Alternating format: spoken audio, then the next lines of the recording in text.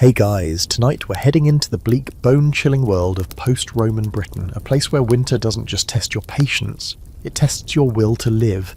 This isn't your cosy ski lodge snowstorm or hot cocoa by the fireplace.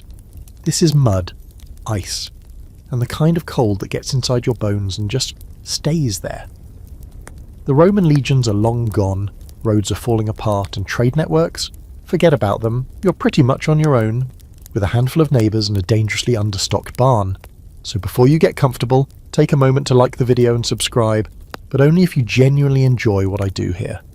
Now tell me, what city are you listening from, and what time is it? Midnight in Chicago, 9 PM in Glasgow? I want to know who else is suffering through this with us. Now dim the lights, maybe turn on a fan for that soft background hum, and let's ease into tonight's journey together. You wake up to the kind of morning that makes your teeth ache before you even get out of bed. Except you're not in a bed.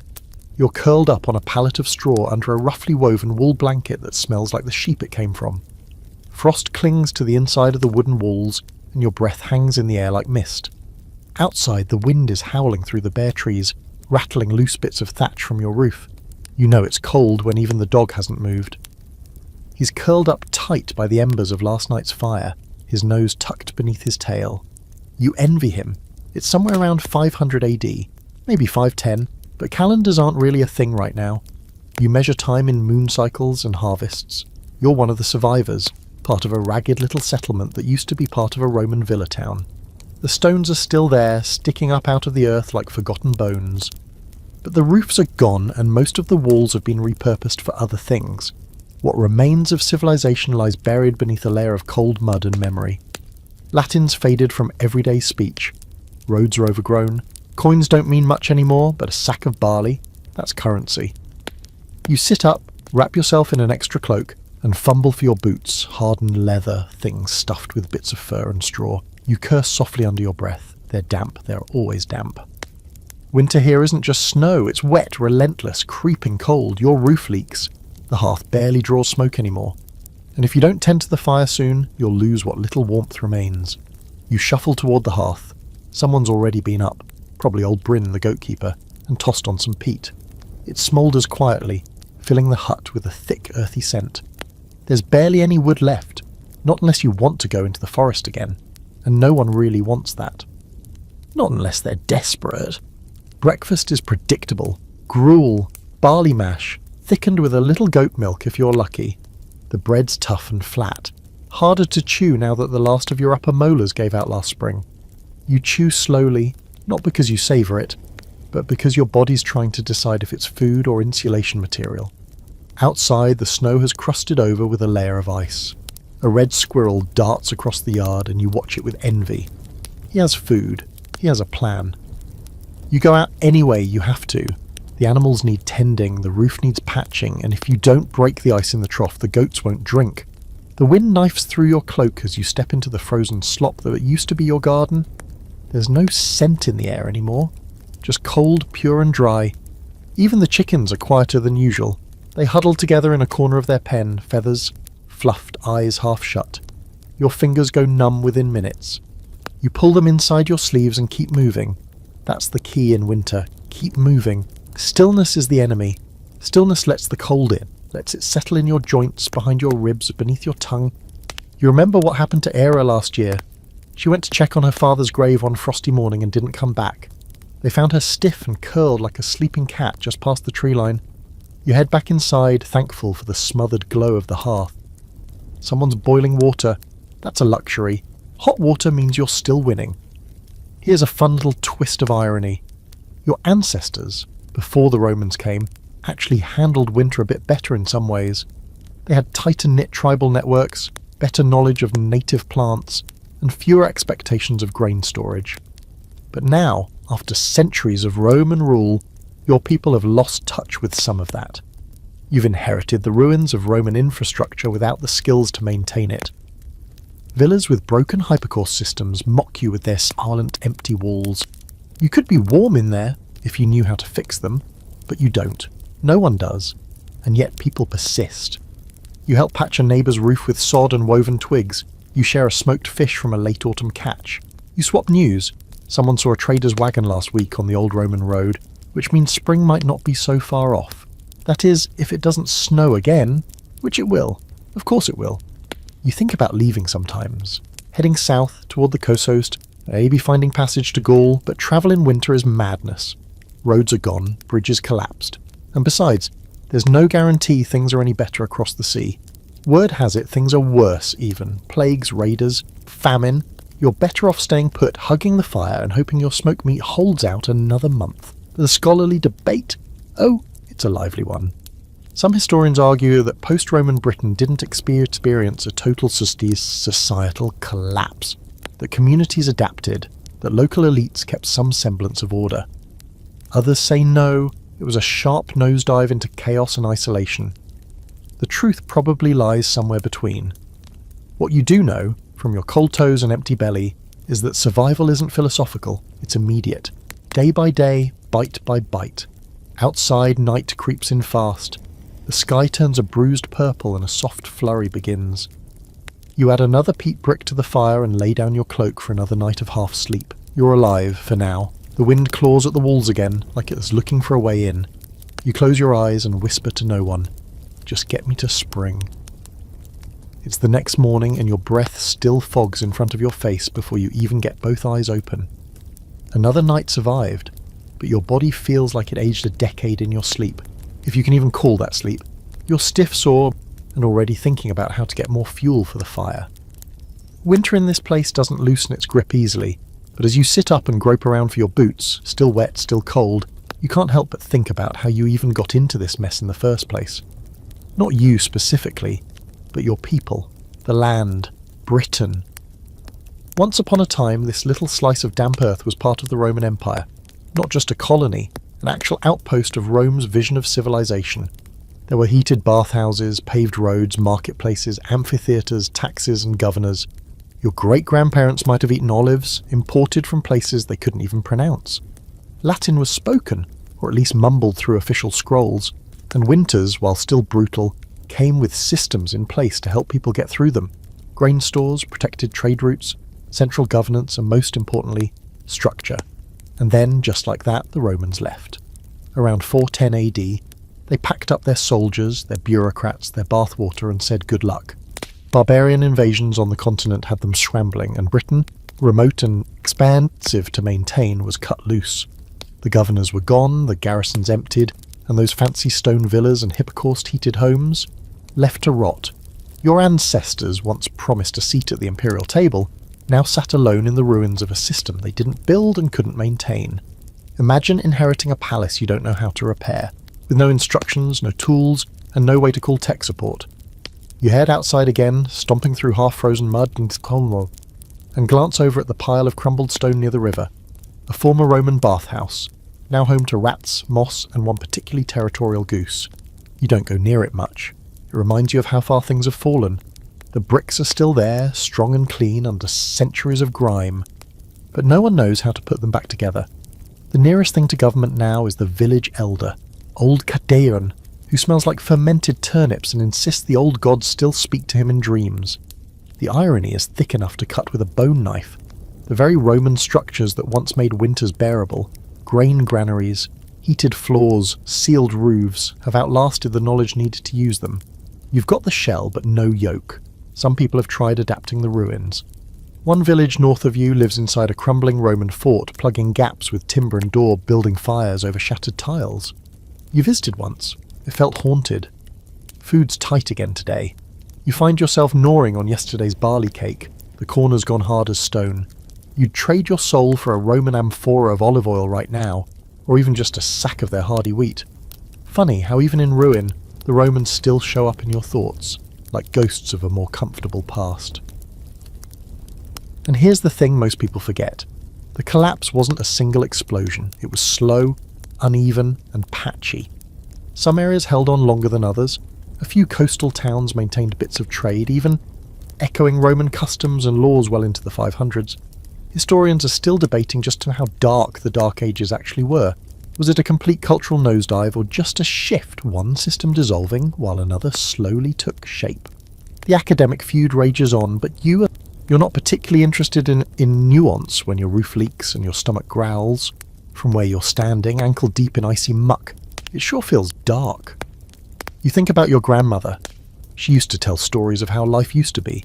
Tales passed down about warm floors and hot baths. She described rooms where steam filled the air and people soaked together without freezing their bones. You thought she was making it up. Now you wonder if maybe she wasn't. Still, life moves on now. People adapt. You've patched your own shelter more times than you can count, layer after layer of thatch, daub and hope. You learned how to shape clay into crude cups, how to twist nettles into twine, how to trap rabbits using only bent sticks and a bit of stolen cheese. You've become something between a farmer, a builder and a survivalist, because that's what post-Roman Britain demands: versatility. You visit the neighbour's house, if it can be called that. It's a little more than a lean-to built against a low Roman wall. They've covered the gaps with wattle and daub, but you can still see the original stone archway poking out behind a curtain of straw. Inside, it's dark and smoky, and the air smells like damp dog and boiled roots. They're better off than some, though. They've got a cow, a real live, slightly mad cow. That's wealth. You help haul some logs for them, twisted, soggy things that barely burn, and they offer you a scrap of dried apple in thanks. You nibble it like it's a feast. The sweetness almost makes your eyes water. The kid in the corner, about 6 years old and wearing 3 layers of rags, watches you like you might be a Roman spirit. You wink at him. He doesn't smile. Later you sit by your own fire, poking at it with a stick, trying to will it to grow. The wood is damp again, spitting angrily. You sigh and settle in, listening to the wind outside. It whistles through the trees, through the gaps in the walls, through your teeth. You wrap yourself tighter in your cloak and stare into the flame, which isn't so much heating you as it is distracting you from how cold you are. The fire crackles, and you wonder if the Romans ever imagined this. Did they know that one day their roads would crumble, their villas would flood, and their bathhouses would house goats? Did they ever look at you around and think, this is too good to last?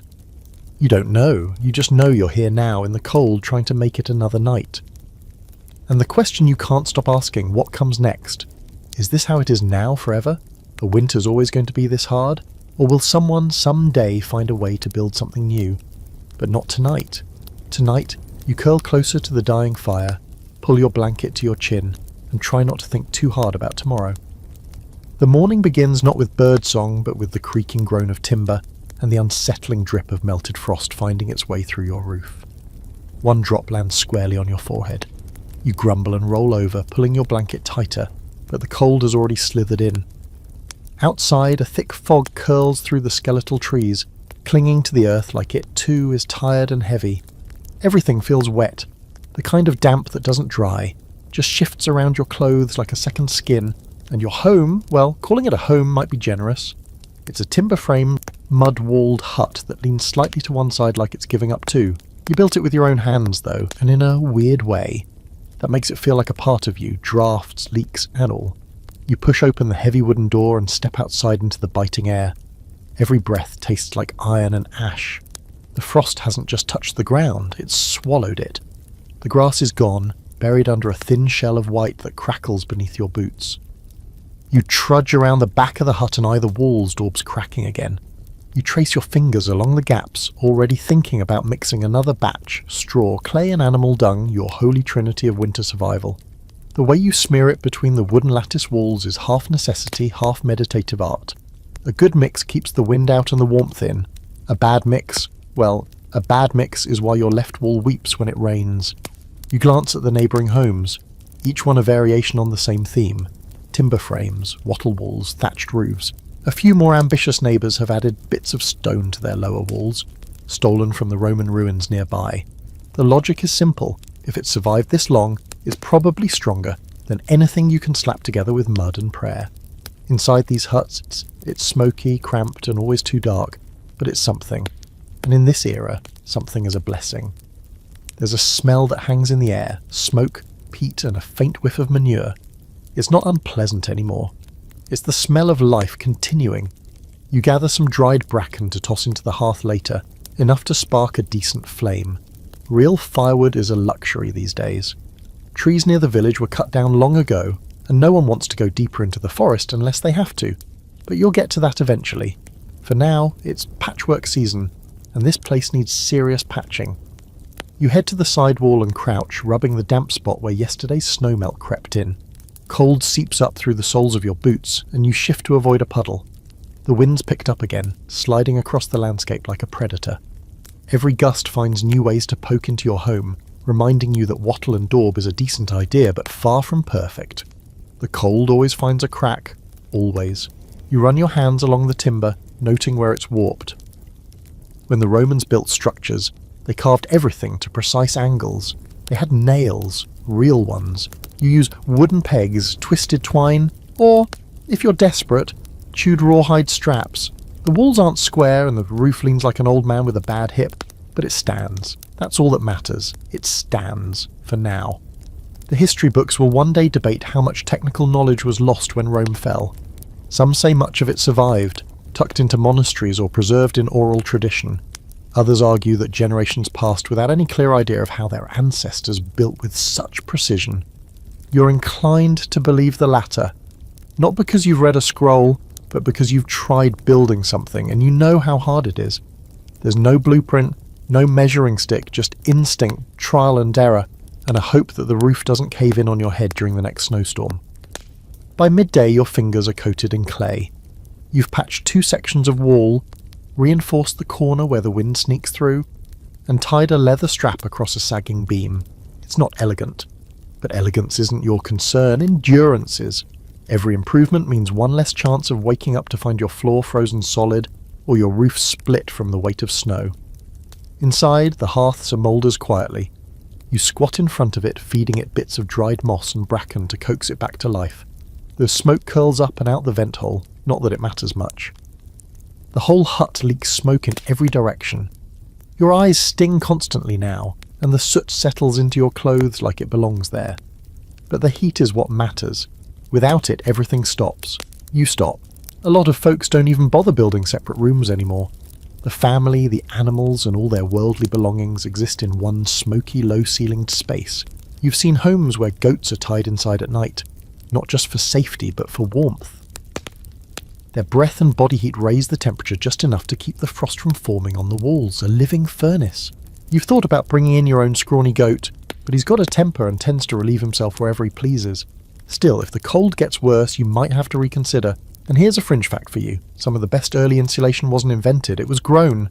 Moss, turf, and even sheep's wool were stuffed into cracks to keep out the wind. People got creative. You once saw a hut with a wall lined in fish scales. It smelled horrible, but the wind didn't get through. Whatever worked, people used. That's the essence of life now. Not about what's proper, but what gets you to spring. You sit down hard on your straw mat, exhausted but satisfied. The wool won't hold forever, but it'll last the next storm. Probably. Maybe. The fire crackles to life again, and you finally relax for a second, letting the warmth wash over your numb fingertips. It's not a palace. It's not Rome. But it's a victory. A very small, very smoky victory. Outside, the wind howls again, long and low, like it's trying to remind you who's really in charge. You pull your cloak tighter and mumble something under your breath, half curse, half prayer. The cold doesn't care what language you say it in. You know the real work doesn't start in winter. It starts before winter, way before. If you're not hustling in late summer and sweating through early autumn, then by January you're eating moss and regretting every lazy afternoon you ever took. The people who survive around here aren't just tough, they're obsessive about preparation. Winter is a slow-moving predator, and you have to feed yourself before it gets hungry. Today you've been tasked with the grim ritual of checking your food stores. The makeshift cellar is just a hole dug into the frost-hardened ground and lined with woven baskets, pottery jars and lumpy sacks. It's damp down there, damp enough that anything not properly wrapped tends to rot or mould.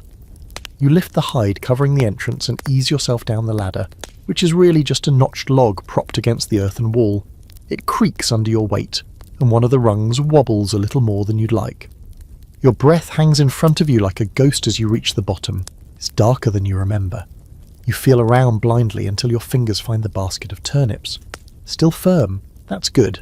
You move on to the smoked meat, just a few small chunks wrapped in cloth and dangling from a beam overhead.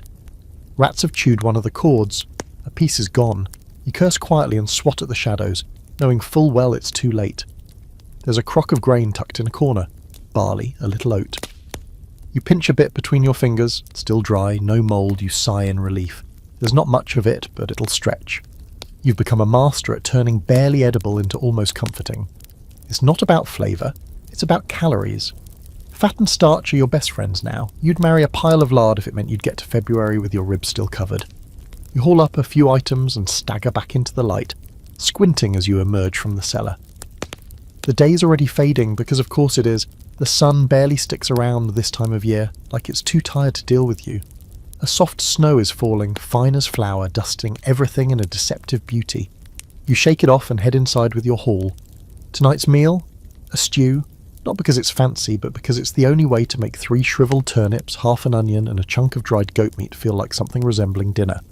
You throw it all into a clay pot, add water and set it by the fire. It'll simmer for hours, mostly because you're trying to convince yourself it's doing something magical. As it bubbles, you think about last autumn, the sheer madness of harvest season. Every able-bodied soul out there from dawn to dusk pulling up root vegetables, drying herbs, salting meat, gathering every last nut, berry or edible weed. You remember that frantic energy, that unspoken fear driving everyone. Because once the first frost hit, time stopped being measured in days and started being measured in how many sacks of food you had left. Some villages set quotas, share the food, keep everyone alive. Others, every family for themselves. You've heard stories of people stealing from neighbours' cellars, of barns mysteriously catching fire after someone was refused a loaf. It's a dangerous line, community versus survival.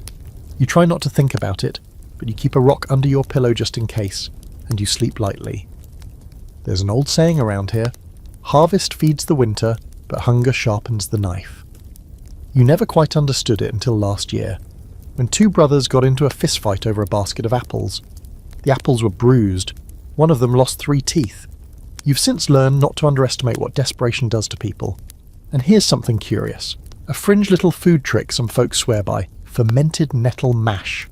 You're not sure who figured it out first, but apparently if you boil and ferment nettles with a bit of barley, it turns into a thick, sludgy paste that can last all winter.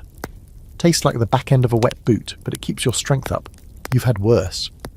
You ladle yourself a cup of the stew, watery but warm, and sip it slowly, letting the steam hit your face.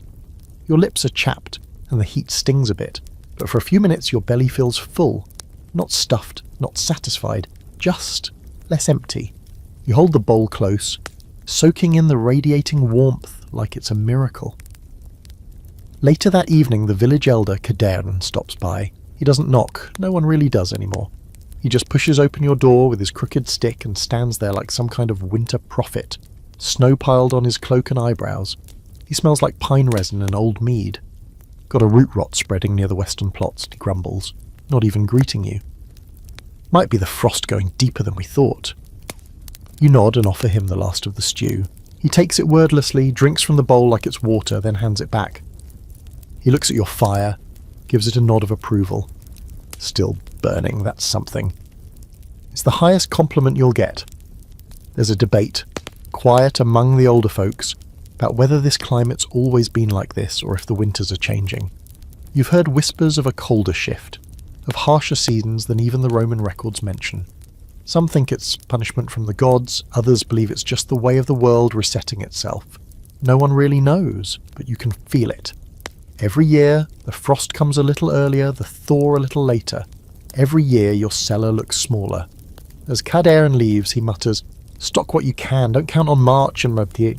You nod, even though it's not really advice, it's a warning. You curl up by the hearth that night, full enough to sleep. You think about your neighbour, the one with the rats in her cellar, and you wonder if she's eating tonight. You wonder if you'll trade something tomorrow, maybe an hour of work for a few smoked fish, or maybe just stories, if she's feeling generous. For now, you drift into the kind of sleep that only exhaustion brings, the fire casting a dull orange glow on the walls, and the scent of broth still clinging to your fingers. Outside, the snow keeps falling. Inside, the stew pot's empty. You wake in darkness again, though this time it's not the cold that pulls you from sleep, it's the sound. A sharp clatter in the distance followed by low voices. You sit up slowly, your blanket sliding off in a heap of scratchy wool and faint goat smell. The fire's burned low, nothing left but red coals and a few sparks. You listen hard. There it is again, someone's shouting. Not panicked, but agitated. You pull on your cloak and step out into the bitter air, feet crunching across the frost-hardened mud. At the edge of the village, a group is huddled around something. You can't see what until you get closer, pushing through the crowd with a few muttered excuses. At the centre of it all is a wooden crate, busted open, half empty, and a young man standing over it, face pale and trembling.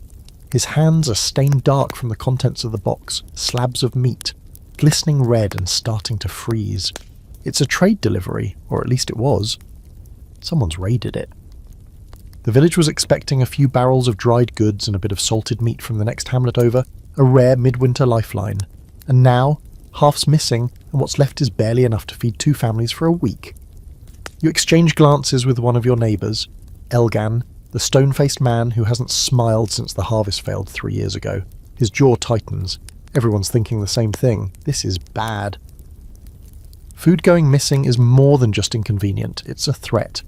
Without that trade, the numbers get tighter. The math gets deadlier.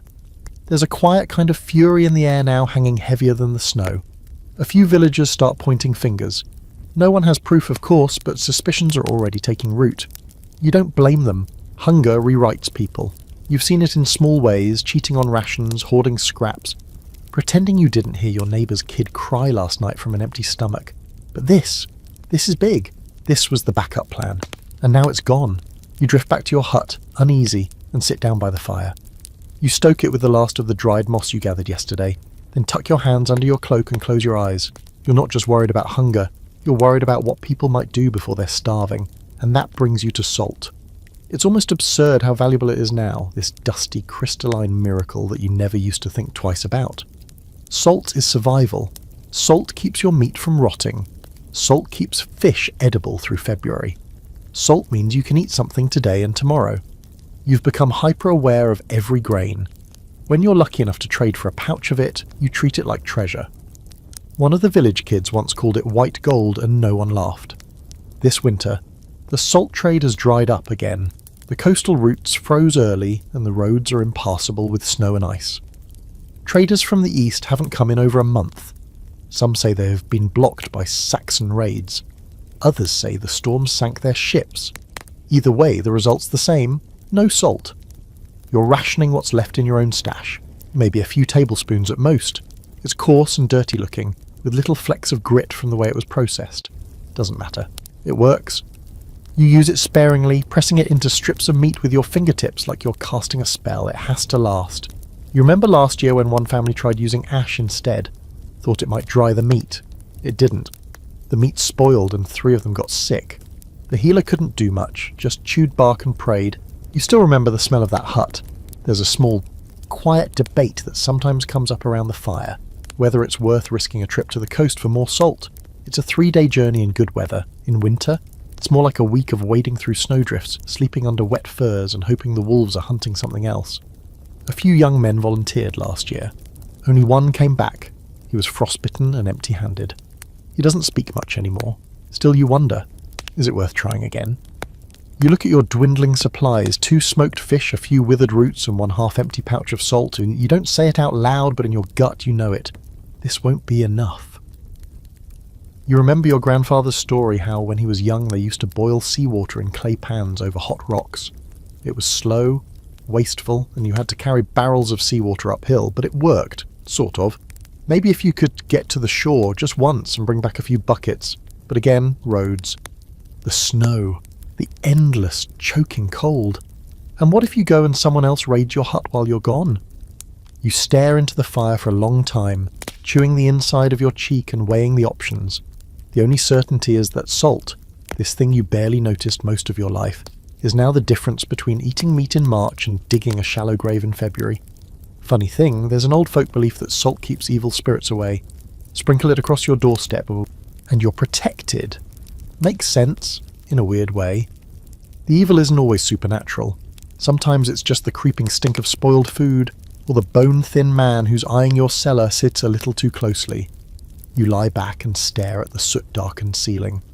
Somewhere outside, a dog barks once and falls silent. The wind sighs across the frozen thatch. You close your eyes and dream, not of warm weather, but of a stone basin full of pure white salt. You take a handful and throw it in the air and it rains down like snow, clean, bright and full of life. And then you wake up, still cold, still hungry, still here. By now the days are so short they feel like rumours. You blink and the light's already fading, the sun trailing low and sluggish across the horizon, like it can't quite be bothered.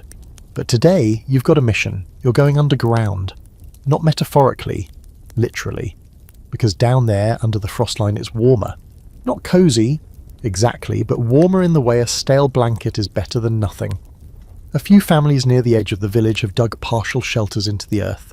Sunken rooms, or what pass for basements really. Half-covered pits reinforced with timber, clay and whatever leftover stone they can steal from the Roman ruins. They're not elegant, and they definitely smell like wet dirt and regret, but they make a huge difference when the wind howls loud enough to shake your bones. You've helped dig a few of these over the years. The work is miserable, cold, muddy, and often interrupted by frozen ground that laughs at your best shovels. But once you're inside, crouched low and surrounded by earth, there's a kind of dead silence that wraps around you. The cold slows, the wind disappears, and everything goes still. The temperature down there hovers just above freezing, which might not sound impressive, unless you've spent a week in a hut where your breath freezes on your lips. Today you're checking on one of these shelters for a family that's fallen sick. The entrance is just a ragged square of timber framed into the hillside, partially hidden by snow and brush. You tug open the crude door, then duck inside. The earth breathes out at you, a heavy musty smell of soil, ash, and the faintest hint of mildew. You lower yourself down the earthen steps, hands braced against the walls. Inside it's dark as a cellar and warmer than you expected. Not much, but enough to make your face tingle as your skin adjusts. There's a fire smouldering low in a pit off to the side, its smoke funneled lazily through a pipe that disappears into the wall and up into the hill. A few torches burn, casting everything in flickering gold. The family lies bundled under cloaks and furs, faces pale, foreheads slick with fever sweat. A woman stirs weakly and tries to sit up. You offer her a pouch of boiled water mixed with wild mint and elderbark, the closest thing anyone has to medicine. She drinks it in small sips. You see the grateful exhaustion in her eyes. You stay with them a while, stoking the fire and checking the food baskets. They've got roots and dried berries, not much else. You promise to bring more if you can. It's not a lie, but you don't know if you'll be able to. No one has much to spare anymore. As you sit there in that sunken room, something dawns on you. This place might be primitive, but it's also brilliant. These semi-subterranean homes borrow heat from the earth itself. It's a technique older than Rome, older than history, just soil, structure, and human stubbornness. The Celts did it, the Norse did it. Some say it goes back to the Bronze Age, and yet it feels cutting edge again. That's the Dark Ages for you, innovation by remembering what your ancestors already figured out. You think about building your own. Maybe not a full dugout, but something close. A root cellar big enough to sleep in when the wind gets bad. You've heard of a man who even built his fire below his floor, heating the stones around his bed. You have no idea if it worked, but it sounds incredible. Fire beneath your feet. Imagine. Back above ground, the world has grown even colder. Your boots crunch as you climb out of the shelter, and the wind slaps you across the face like it's offended you survived another hour. You tug your cloak tighter and head back toward the centre of the village, passing a couple of kids trying to slide down a frozen hill on a wooden plank. Their laughter slices through the gloom like a hot knife. It's so unexpected you stop and smile. Even here, even now, they're still finding ways to play. You think about how many winters you've endured, too many to count. Each one leaves a scar, not always physical, but something deeper. A tension in your jaw that doesn't fade until spring. A tightness in your chest when you hear the wind start up at night. But the shelters help. The earth holds its warmth, stubborn and silent, even as the world above freezes and fractures. There's debate, of course, as there always is. Some say these shelters are a bad idea, that sleeping underground is unhealthy, that the air goes stale, and that disease festers. And honestly, they're not wrong. If you don't manage smoke properly, it can choke you in your sleep. If you forget to dig a drain, meltwater will flood your floor. And yes, rats. Always rats. But still, if it's a choice between coughing and freezing, most people will take the cough. You head back to your hut, your breath fogging in front of you like steam from a crack kettle. By the time you get inside, your toes are numb again, and you don't even bother trying to get the fire going right away. You sit, wrap your arms around your knees, and just breathe. Deep, steady breaths. You can still feel the warmth of the shelter clinging to your skin. It's fading fast, but it reminds you that you've got options. You mark out a rough drawing in the dirt floor with your finger, something like a dugout, something like hope, a place to retreat to if this winter drags on like the last one did. You might not build it tomorrow, or even this week, but the idea is planted now, and that matters. Outside, the sky shifts from grey to a darker, meaner grey. You know another storm's coming. You can smell it in the air, taste it in the back of your throat, but you're not as scared as you were yesterday. Because now you know there's warmth under your feet. Buried, yes, but waiting, just like you. There's one animal in your life you haven't eaten yet, and that's not because you didn't think about it. It's because she's too valuable. Her name is Tilda, and she's your only surviving ewe, small, grey, stubborn, and smarter than she lets on. She's more than just a sheep. She's your coat, to your blanket, your occasional milk supply, and on particularly cold nights, your somewhat reluctant bedfellow. You've grown weirdly attached to her, the way you'd get attached to a fire if it had eyes and a constant low-pitched bleat. Tilda lives in a makeshift lean-to you built against your hut, and she has a bad habit of chewing anything soft left within reach. Sleeves, rope, hay, sometimes even your hair. But when the temperature drops below freezing, you invite her inside. Not out of kindness, but mutual desperation. Her thick wool and body heat are worth more than any firewood. In the dead of winter, you don't turn down warmth, even if it comes with a side of sheep stink. This morning, you find her pressed against the wall of the shelter, steam rising gently off her back. She gives you a look that says she's unimpressed with your sleeping arrangements, which is fair. You haven't mucked out the corner in days, and everything's starting to smell like wet wool and bad decisions, but you scratch her behind the ears anyway, because she's family now. In the time since the harvest, you've sheared her wool once, reluctantly, in late autumn, and what's left has grown into a dense, tangled coat. Perfect insulation. You've spun some of that wool into thread using a spindle made from a stick and a stone the old-fashioned way. It's slow, almost painfully so, but weirdly soothing. There's something honest about twisting fibre into something useful with your own fingers. You made a pair of mittens that way. Lopsided, itchy, and absolutely priceless. Wool is the unsung hero of your survival. You wear it constantly. Wool tunics, wool leggings, wool wrappings around your feet. It's warm even when it's damp, which it always is, and when layered correctly, it creates a cocoon that almost tricks your body into thinking everything's okay. You've learned how to patch your clothes using thread pulled from old garments, and you've even bartered a skein or two for dried fish when the meat ran low. Everyone wants wool. Everyone needs wool. You've seen people fight over half-finished cloaks like they were bags of grain.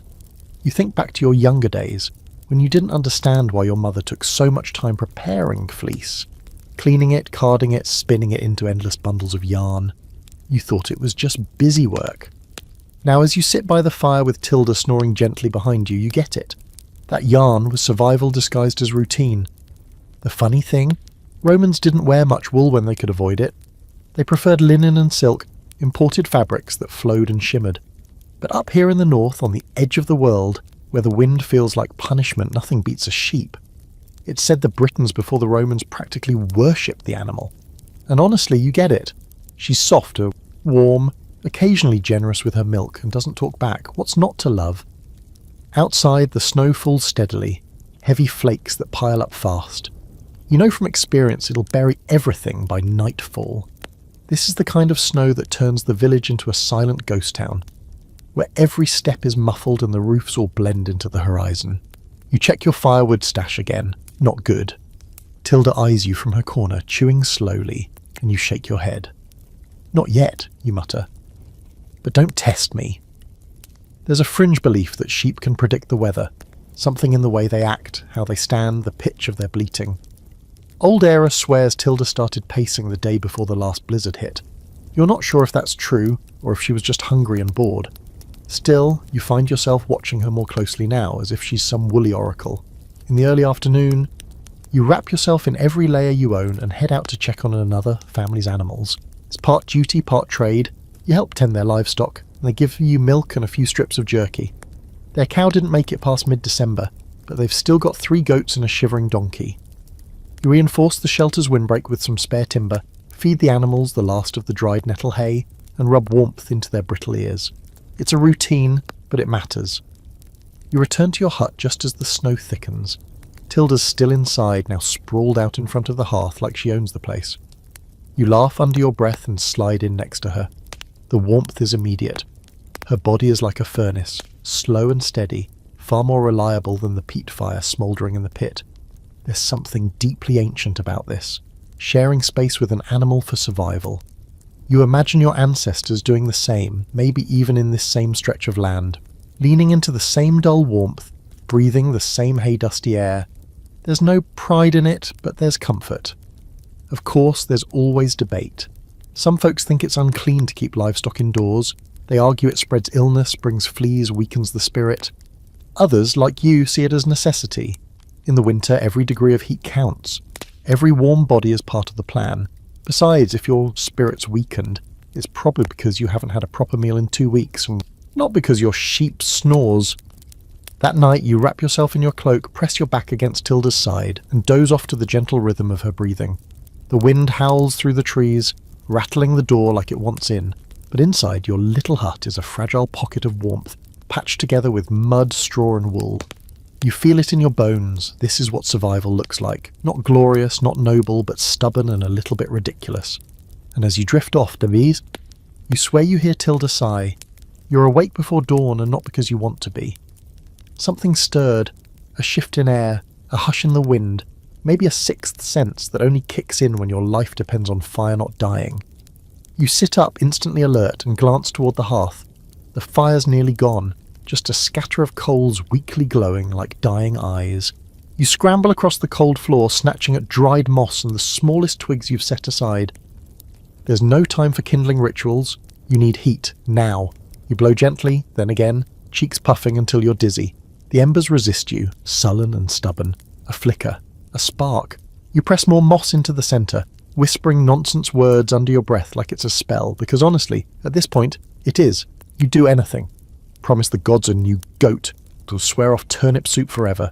Trade your last wool mitten for a single clean flame. And then, finally, the moss catches. A small orange tongue licks the wood and curls into a flame. You nearly sob with relief. Tilda snorts behind you, annoyed that you've disturbed her, and rolls over with a thunk. You ignore her. You've got bigger problems, like the fact that you nearly froze to death in your sleep again. In a Dark Age winter, fire doesn't get to rest. It's not a luxury. It's a member of the family, and if you let it die, everyone suffers. Most nights you sleep lightly, waking every couple hours to check the coals, add fuel, adjust the venting stones so the smoke doesn't choke you out or freeze you into a statue. It's a weird, intimate relationship, you and the fire. You feed it, nurse it, beg it not to leave. It rewards you by keeping your toes attached to your feet. You rise, stretch and throw on your cloak. It's stiff with frost along the hem. The air in the hut is thick with smoke and breath.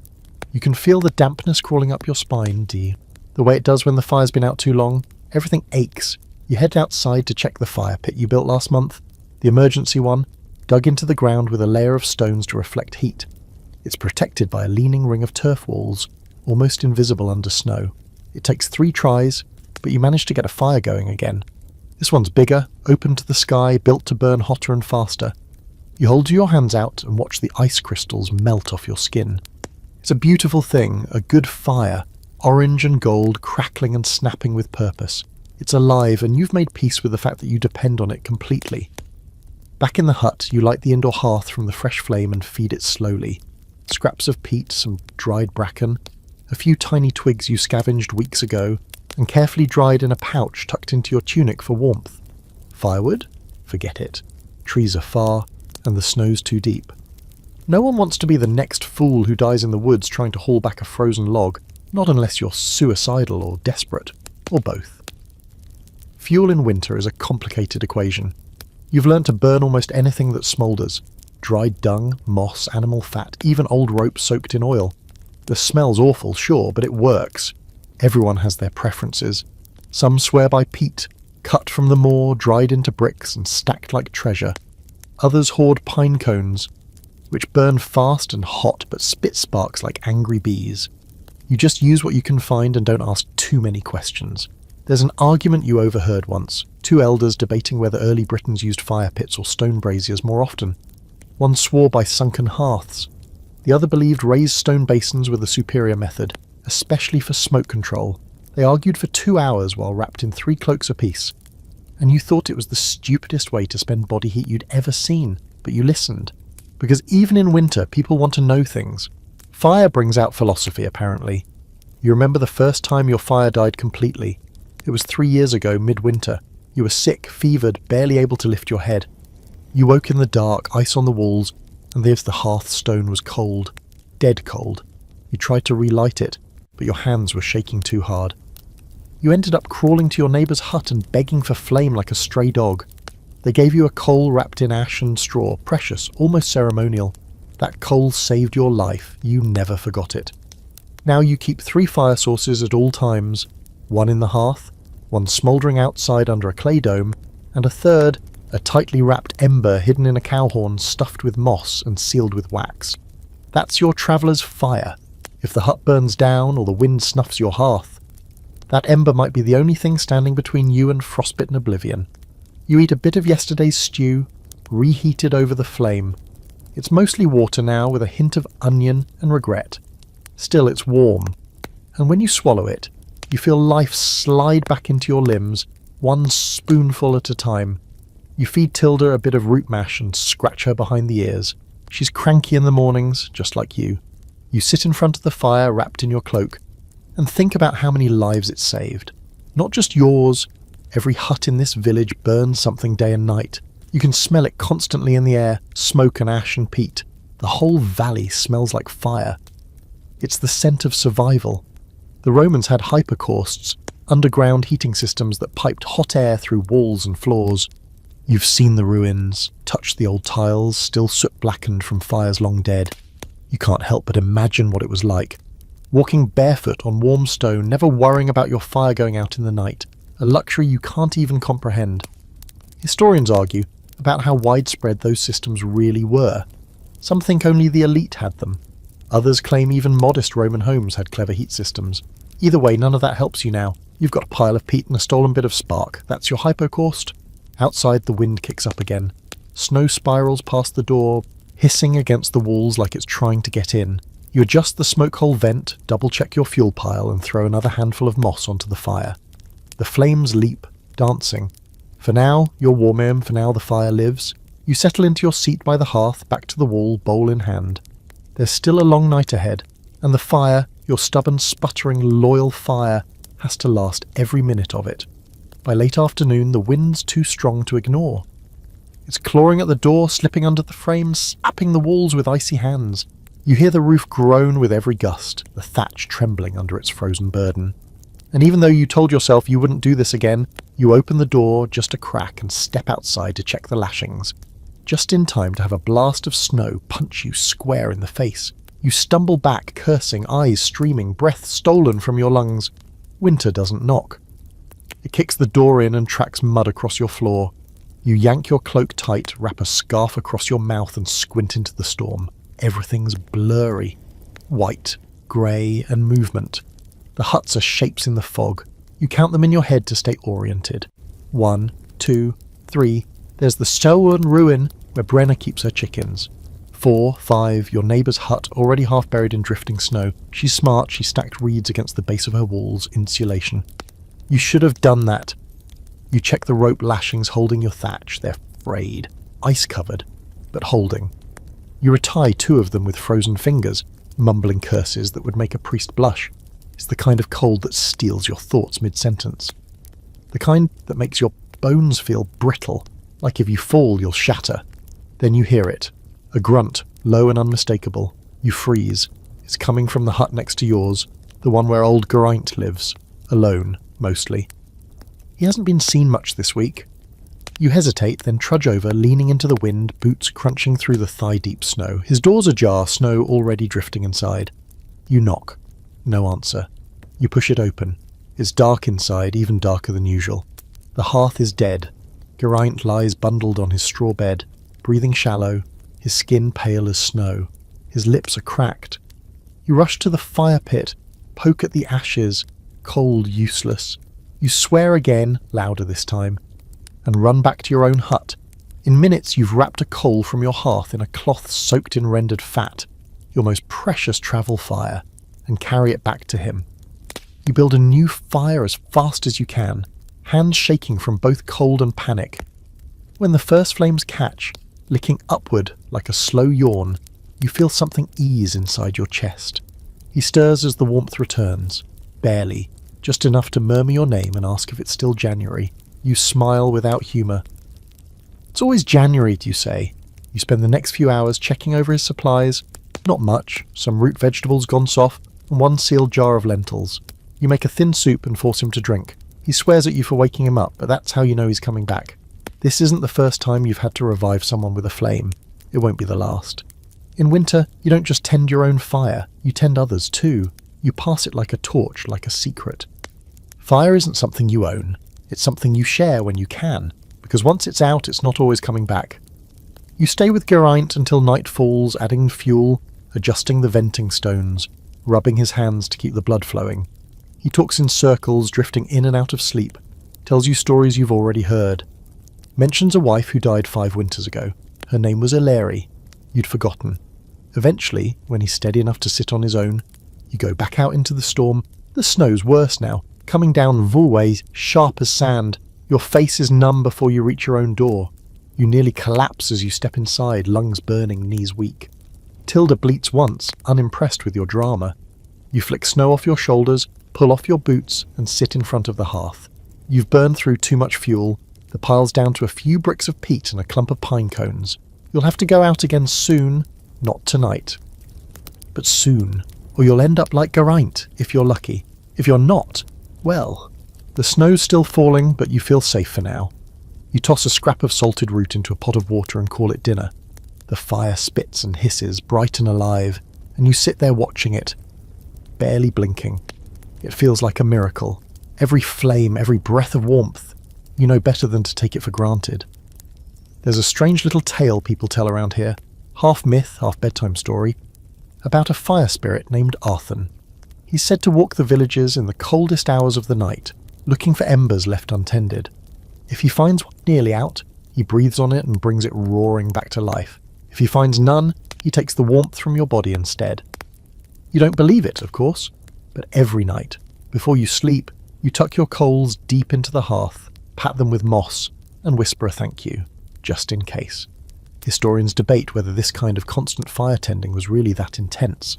Some argue that well-built hearths and smart fuel usage could maintain warmth without this obsessive care.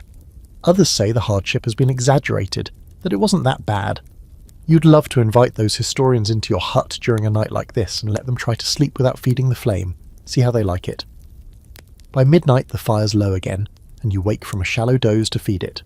You move automatically, not fully conscious, a creature of routine and soot and smoke. It's like tending a baby. You poke the coals, add a little moss, press on a chunk of peat. You don't speak. You don't yawn. You just do. And as the fire flares once more, painting the walls in orange shadows, you let yourself fall back onto your mat, curled tight around a hot stone wrapped in cloth. Outside, the snow keeps falling. Inside, your fire keeps breathing. The mead is gone. You stare at the empty jug like it betrayed you in your sleep. You shake it gently, hoping for a hidden splash, a final drop clinging to the bottom like hope. Nothing, just the faint smell of fermented honey, and the sad reality that the long, grim tunnel of winter has gotten narrower. You were saving that last bit, for a celebration, for a thaw, for anything really, but last night when the cold slipped into your bones and your dreams were all teeth and hunger, you drank it. And now, the jug is dry, you're not the only one running out. Across the village, food is dwindling, the smoked meat is nearly gone, the roots are shriveled and soft. The oats have started to smell a little off. But it's not just food that's vanishing, it's patience, spirits, sanity. Whatever fragile sense of humour people had in November is now buried under 3 feet of snow and a growing pile of passive-aggressive glares. This is late winter, the part they don't write songs about. There's a word your people use, one that doesn't translate well, Tharnag. It means something between hunger and dread. It's what settles in your chest around February, when the sun's light starts to return but your food doesn't. When you've chewed every tough rind, sucked the marrow from every bone, and suddenly every conversation starts circling back to who might have hidden reserves. You don't want to be that person, the one who watches your neighbour's bowl just a little too closely. But here you are. You take inventory again. It's become your morning ritual, part prayer, part punishment. 1 smoked fish, 3 shriveled parsnips, a pouch of grain so small it could pass as a joke, the salt's down to a thin crust at the bottom of a cracked pot. You scrape it with your finger and tap it into a leather pouch, feeling oddly like a thief stealing from yourself. You boil water, no tea left, and drink it slowly, savouring the warmth if not the flavour. Tilda watches you, chewing a patch of straw that might have once been your boot lining. Even she looks annoyed. You haven't milked her in days, she's too thin. You whisper apologies and promise her more food soon, but even you don't believe it. Back when the mead was flowing, winter felt tolerable. Mead made people generous, made fires burn warmer, made bad stew taste like feasts. There were songs, jokes, even flirtation. People remembered how to smile. Mead was a shield, a numbing spell. And now that it's gone, everyone's edges are sharper. Laughter is rare. You start to notice the things you were too tipsy to care about before. The smell of unwashed bodies, the cracked lips, the way the healer's left eye won't stop twitching. You head outside to check the traps you set days ago, snares hidden under snow tucked near brush piles, baited with bits of mouldy grain. It's a long shot, but hunger does strange things to hope. You trudge through snow that swallows your shins, your breath steaming out of your mouth in thick puffs. The wind is quiet today, too quiet. The kind of quiet that makes you suspicious. Your first trap is empty, the bait stolen, the string snapped. The second one, a mouse frozen stiff, barely worth cooking. The third, a rabbit, small, scrawny, but alive when you find it, its leg caught in the twine. You whisper thanks to every god you can name and kill it quickly, cleanly. You're not squeamish anymore. You can't afford to be. Back in your hut, you skin the rabbit, gut it, and drop the meat into a pot with water and whatever herbs are left. A pinch of dried nettle, some garlic leaves, and a scrap of dried mushroom you found last week growing on your firewood. It's not a meal, it's a mirage, but it smells like possibility. While it simmers, you think about last winter's mead festival, Yule, when you all gathered in the longhouse and passed around a shared cup. Even the grumpiest elders joined in. There was dancing, a fiddler with 3 fingers, someone brought a candle from a Roman ruin and claimed it still had magic in it. You don't even remember what you laughed about, just that you did. Now no one's laughing, no one's even speaking unless they have to. You haven't seen the peddler since before the first snow. You suspect he's either dead or smart enough to wait until spring. You envy him, whichever it is. There's a folk tale about a ghost that visits in the depths of winter, a woman in white who wanders from hut to hut looking for warmth. If she finds your hearth cold, she takes something with her when she leaves. Your luck, your voice, sometimes your shadow. You're not superstitious, but every now and then, when you wake in the middle of the night to tend the fire and catch your reflection in a dark window, you wonder if she's already been. There's some debate among the village's older folk about whether winter was easier, back when the Romans were here. They had wine, one insists. They had system, says another. You've heard it all, heated baths, tiled floors, real walls. But they also had taxes, garrisons, and bureaucracy.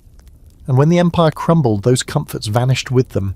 The only thing that stuck around was the cold. The rabbit stew is ready, and you ladle a small bowl for yourself and another for Tilda. More broth than meat, but she needs it too. You both eat in silence, her chewing noisily, you slurping like it might fool your stomach into thinking there's more. Afterward, you clean the pot with snow and pack the rabbit bones in cloth.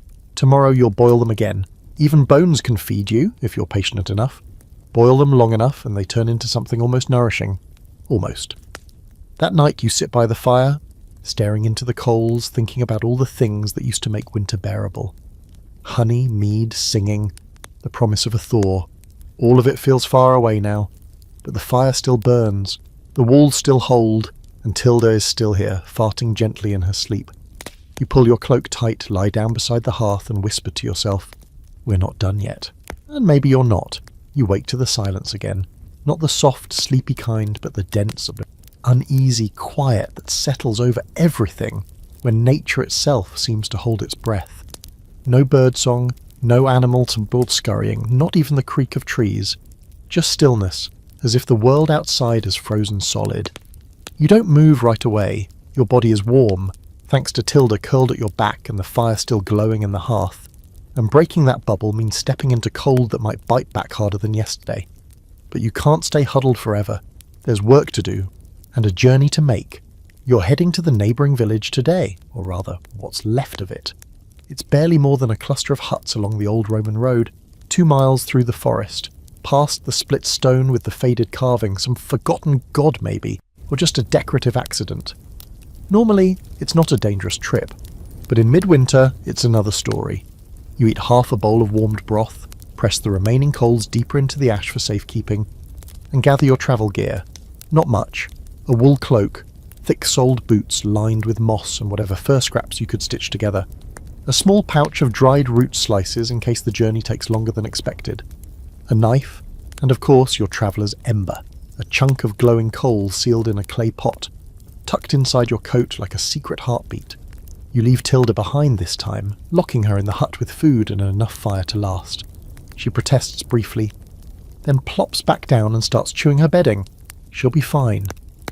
The road, if you can call it that, is blanketed in snow. The Roman stones are still there in some places, slick with ice, half swallowed by dirt and weeds. You step carefully, hugging the tree line for shelter. The wind is bitter and sharp, blowing sideways and slicing into any crack in your clothing like it has a grudge. About halfway through, you hit the river. In summer, it's barely a creek, but now it's a silent but frozen sheet of silver, glinting under a pale sky. You test the ice with a stick, twice, then again with your foot, slowly transferring weight, ears straining for the crack of betrayal. But it holds. You cross slowly, knees slightly bent, heart pounding, every breath visible in front of you like your soul trying to escape. You think about all the people who've died trying to cross frozen rivers in winter. It's a frequent subject in cautionary tales told by village elders. Some unlucky fool tries to shave a few minutes off a journey, misjudges the thickness, and vanishes under the ice before anyone hears the splash. You're not ready to be that story. Not today. Across the river, the forest thickens. Trees loom bare and black against the snow, like they're mourning something. The wind dies down, replaced by a hush so complete it almost presses on your ears. Your boots crunch softly. Somewhere in the distance, a branch creaks, and you freeze. Could be nothing, could be a deer, or it could be something else. You grip your knife tighter. Dark Age Britons don't travel in winter if they can help it. Roads are unsafe, paths get lost, wolves roam wider, and bandits. Well, hunger has a way of turning men into something worse than wolves. You've heard stories, everyone has. Travellers disappearing, caravans looted, bones found weeks later, half buried in slush. No one asks too many questions when someone doesn't return. Everyone just nods grimly and double-checks their door latches. When you finally spot the first roof of the neighbouring village, your lungs ache and your fingers are numb. But the relief is real. Smoke rises from 2 chimneys. That's a good sign. Fires mean people. Fires mean not corpses. You're greeted by Rodri, a man built like an ox and wearing a beard that could hide a family of mice. He doesn't smile. No one does anymore. But he nods and lets you in. Their huts are smaller than yours, but built better. Lower to the ground, packed with turf, reinforced with planks stolen from a forgotten Roman outpost. They know how to survive here. They invite you to sit by the hearth. It takes a while for feeling to return to your fingers, and even longer for someone to speak. Finally, a woman named Malis hands you a bowl of hot liquid. You don't ask what's in it. You drink, and it burns beautifully on the way down. You came here hoping for a trade. Dried beans or salt, maybe a bit of oil, but their stores are thin too. Rodri explains they lost 2 goats last week, and one of their huts collapsed under snow. No one died, but they had to burn the thatch for warmth. We're holding on, he says, eyes dull. Just, you offer what little you can, some rabbit bone meal, a bit of moss-wrapped coal, and a handful of dried nettle. In return, they give you 3 strips of cured meat and a square of wax cloth to help insulate your door. It's not much, but it's honest. No one's greedy here. Winter has a way of burning greed out of you. Before you leave, Malis presses a small carved token into your hand. A charm, she says, to keep the river solid, to guide your feet. You don't believe in charms, but you thank her anyway and tie it to your belt. The return trip is harder. The wind's picked up again, your legs are heavy, and you feel the early signs of chill bite on your fingers, but you push through. When you finally see your own hut again, its crooked roof, its smoking chimney, you nearly collapse from the relief. You stumble inside, collapse next to the fire, and let the heat soak back into your bones. Tilda bleats once and licks your face. You made it. No broken ice, no bandits, no ghosts in the forest, just you, your ember, and the cold that never stops trying to take it from you. You should never trust a forest in winter. It's not like the summer woods where everything hums with life and colour and bees drunkenly flop into flowers. Winter turns the forest into something else entirely. Quieter, yes, but also meaner. The trees stand like skeletal sentries, tall and still, with no leaves to rustle or birds to chatter. The wind moves through them in long, slow sighs, and the snow collects in drifts that hide rocks, holes, and whatever else might be waiting beneath. You don't just walk through the forest in winter, you negotiate with it, but today you have to go in. You've got no choice. Your firewood supply is down to one mossy lump of pine and a broom handle you've been pretending not to notice. The peat stash is soggy, the straw's burning too fast, and the snow's been falling so steadily that even smoke has trouble escaping the chimney. So you do what you said you wouldn't. You grab your axe, wrap your hands, and head for the woods. No one likes going in there alone, especially in February. It's the time of year when the hunger gets loud. Not just yours, everything in the forest is desperate. Foxes, crows, weasels, the odd wild dog, and wolves maybe. People argue about that. Some say the wolves died out generations ago, hunted to extinction or pushed north. Others swear they still live deep in the woods, lean and silent, waiting for a reason to come closer. You don't dwell on it, you focus on your steps. Crunching through the snow with each cautious footfall. You carry your axe low and slow, not swinging it like a warrior, but cradling it like a promise. You're not here to conquer anything, you just need a few dry branches, maybe some fallen logs, just enough to keep your hearth breathing another 2 days. As you walk deeper, the sounds of the village fade away. The forest absorbs everything, your footsteps, your breath, even the occasional muttered curse as you trip over a buried root. Snow falls in lazy spirals, soft and relentless. The branches above you creak gently. Every now and then you see a print. Animal, probably fox. Once you spot a set of deer tracks, deep and clean, heading northeast. You wonder where they're going. You wonder if they're starving too. Eventually you find a cluster of downed branches tangled around an old stump. They're dry enough to burn, but tangled with brambles and packed in ice. You set to work, hacking gently with your axe. Careful not to slip or strain. This is delicate labour, equal parts strength and patience. Every swing costs calories you barely have. You pause halfway through and sit on the stump, catching your breath. Your fingers are numb again, even wrapped in wool and leather. You blow on them, flexing them until you feel the sting of returning sensation. Your stomach growls. You pull out a slice of dried root and chew on it like a grudge. Suddenly you hear a sound, a crack behind you, a twig snapping. Not far off. You freeze. Every instinct in your body goes still like a hunted animal. You turn your head slowly. Nothing. Just trees. Just snow, but the air feels different now, tenser, heavier. Another sound, soft, deliberate, a footstep. You rise, gripping your axe tightly, your heart is pounding now. You scan the tree line, eyes straining against the white glare. You tell yourself it's just the forest, just the wind, just a deer. Then something moves. You catch it in the corner of your eye, just a flicker, a shape, a blur between two trees, and then it's gone. You don't wait. You gather the branches you've chopped, lash them together with your rope, and start dragging them back toward the path. Fast. Not running, just fast enough to get out before curiosity gets you killed. You don't look back. You don't want to see what might be there. You don't want to confirm anything. Sometimes not knowing is how you stay sane. It's nearly dark when you reach the edge of the village again. Your arms ache. Your boots are soaked. The bundle of wood drags behind you like a carcass. Someone sees you and waves. You nod, trying not to show how hard you're shaking. Back in your hut, you drop the wood by the hearth and fall into your seat, shivering. You peel off your gloves, hold your hands to the fire and whisper, "We made it." Tilda bleats softly and nuzzles your arm. You scratch her head, grateful beyond words that she's still warm, still breathing, still here. You add a branch to the fire and watch it catch. The crackle is the best sound you've heard in days. Later that night, you talk with your neighbour through the wall, a strange custom that's developed over the years.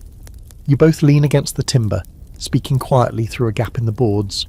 It's not quite a conversation, more like a shared confession. "Forest's bad today," you say. "Something's moving around in there," she replies. You nod, even though she can't see. You know, you felt it, There's a theory that the forest used to be sacred, places of gods and ancestors, not fear. People left offerings, gathered herbs, sang to the trees. Now they barely enter them. The fear is newer, or maybe just older than memory. Some think the shift happened after the Romans left, when the roads crumbled and wild things took over again.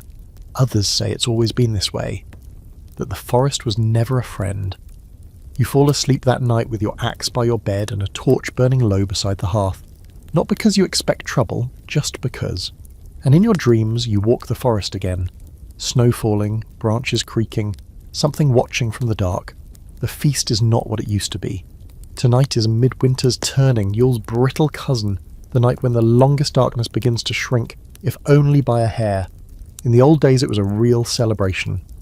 Singing, dancing, wild stories, every hut lit up with candles and torches, warmth pouring out of windows, food piled high. They used to say the gods themselves came down from the hills on this night, trading blessings for roasted meat and a good song. Now? The gods would be lucky to get a bowl of weak broth and a tired shrug. Still, the village insists on marking the occasion. Maybe out of habit, maybe out of fear. People need something to aim at. Even if it's just a flimsy excuse to gather around a fire and pretend the world's not trying to kill them. You pull on your thickest cloak, still patched with Tilda's wool, and step out into the night. Snow crunches beneath your boots, fresh and soft, like someone shook powdered flour across the village. The moon is low, fat and smudged, throwing a dull silver glow across the landscape. You can hear voices already, quiet, cautious. No one yells anymore, not this deep into winter. The longhouse is half collapsed on one end, but someone's reinforced it with snow-packed turf and rotting fence posts. It looks like a wounded animal, crouched under the weight of the season. Inside, a fire smoulders in the centre pit, and a few people are gathered around it, huddled like pilgrims around a dying god. You recognise nearly everyone. Of course you do. There aren't that many of you left. There's food, technically. A pot of stew made from root vegetables no one could name, even when they were fresh. Bits of fish. A bread loaf hard enough to be considered a weapon. Someone brought fermented turnip wine. It smells like regret. You drink it anyway. You settle next to the fire, shoulders hunched, cloak drawn tight, and accept a bowl of stew. It's watery and grey, but it's warm, and that's what matters now. Someone across the pit starts humming an old song. A wordless tune with the rhythm of rocking boats and hearthside spinning. Others join in, soft and unsure. It's not music exactly, it's memory. The fire cracks, sparks jump. For a moment, it almost feels like the old days, like you're part of something. You close your eyes and let yourself drift, just for a bit. Then someone brings out the bones. You knew this was coming. It's tradition. Each winter gathering, someone lays out the bone dice, jagged little things carved from goat knuckles and fox spines, and the stories start. This isn't gambling, it's prophecy, or something close. You roll, and the elder tells you what your season holds. It's meant to give hope, or at least direction. You roll a pair of crow bones. The elder squints, frowns, and mumbles something about shadows crossing paths. Not ideal. You thank her anyway. Everyone gets a vague, ominous reading this time of year. It's part of the show. Then comes the stranger part of the feast, the exchange of offerings. Not gifts, exactly. More like trades in symbolism. Someone hands you a lump of beeswax. For light, they say. You nod and offer back a scrap of dyed wool, blue and rough.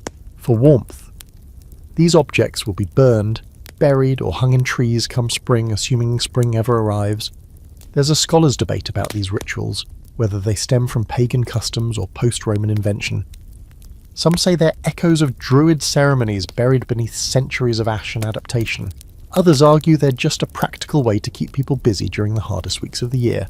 No one really knows. You doubt anyone here cares. The point isn't accuracy, it's endurance.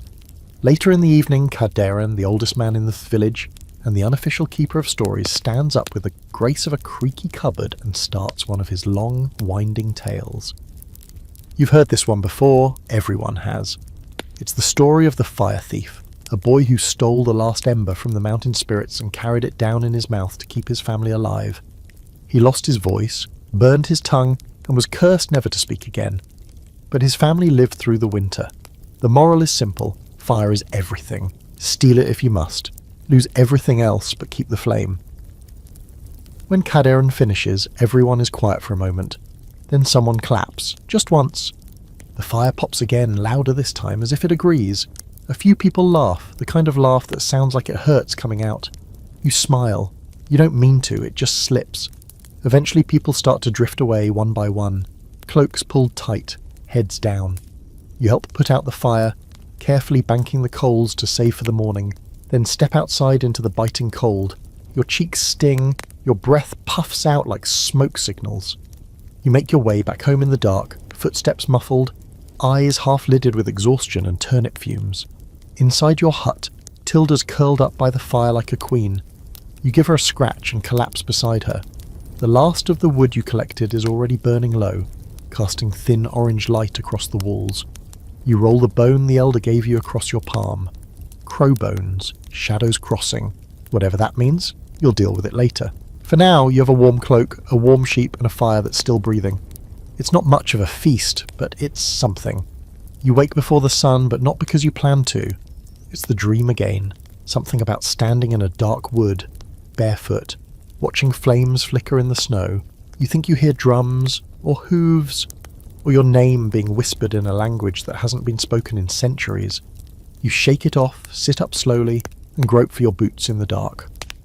Tilda grumbles and shifts against the wall, burrowing deeper into the straw. She doesn't dream, or if she does, she's smart enough not to remember.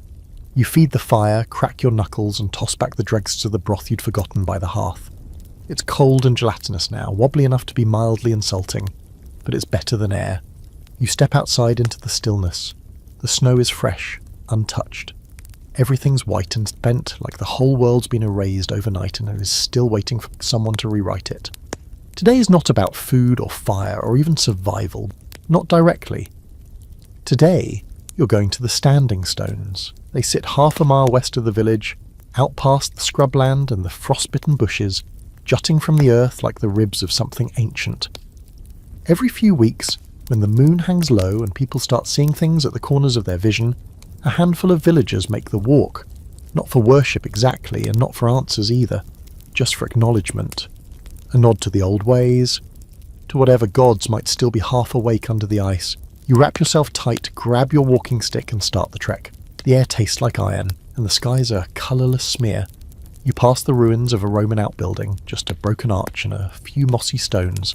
There's still a bit of tile buried in the dirt, a scrap of mosaic that used to show a sea serpent, or maybe a ship. It's hard to tell now.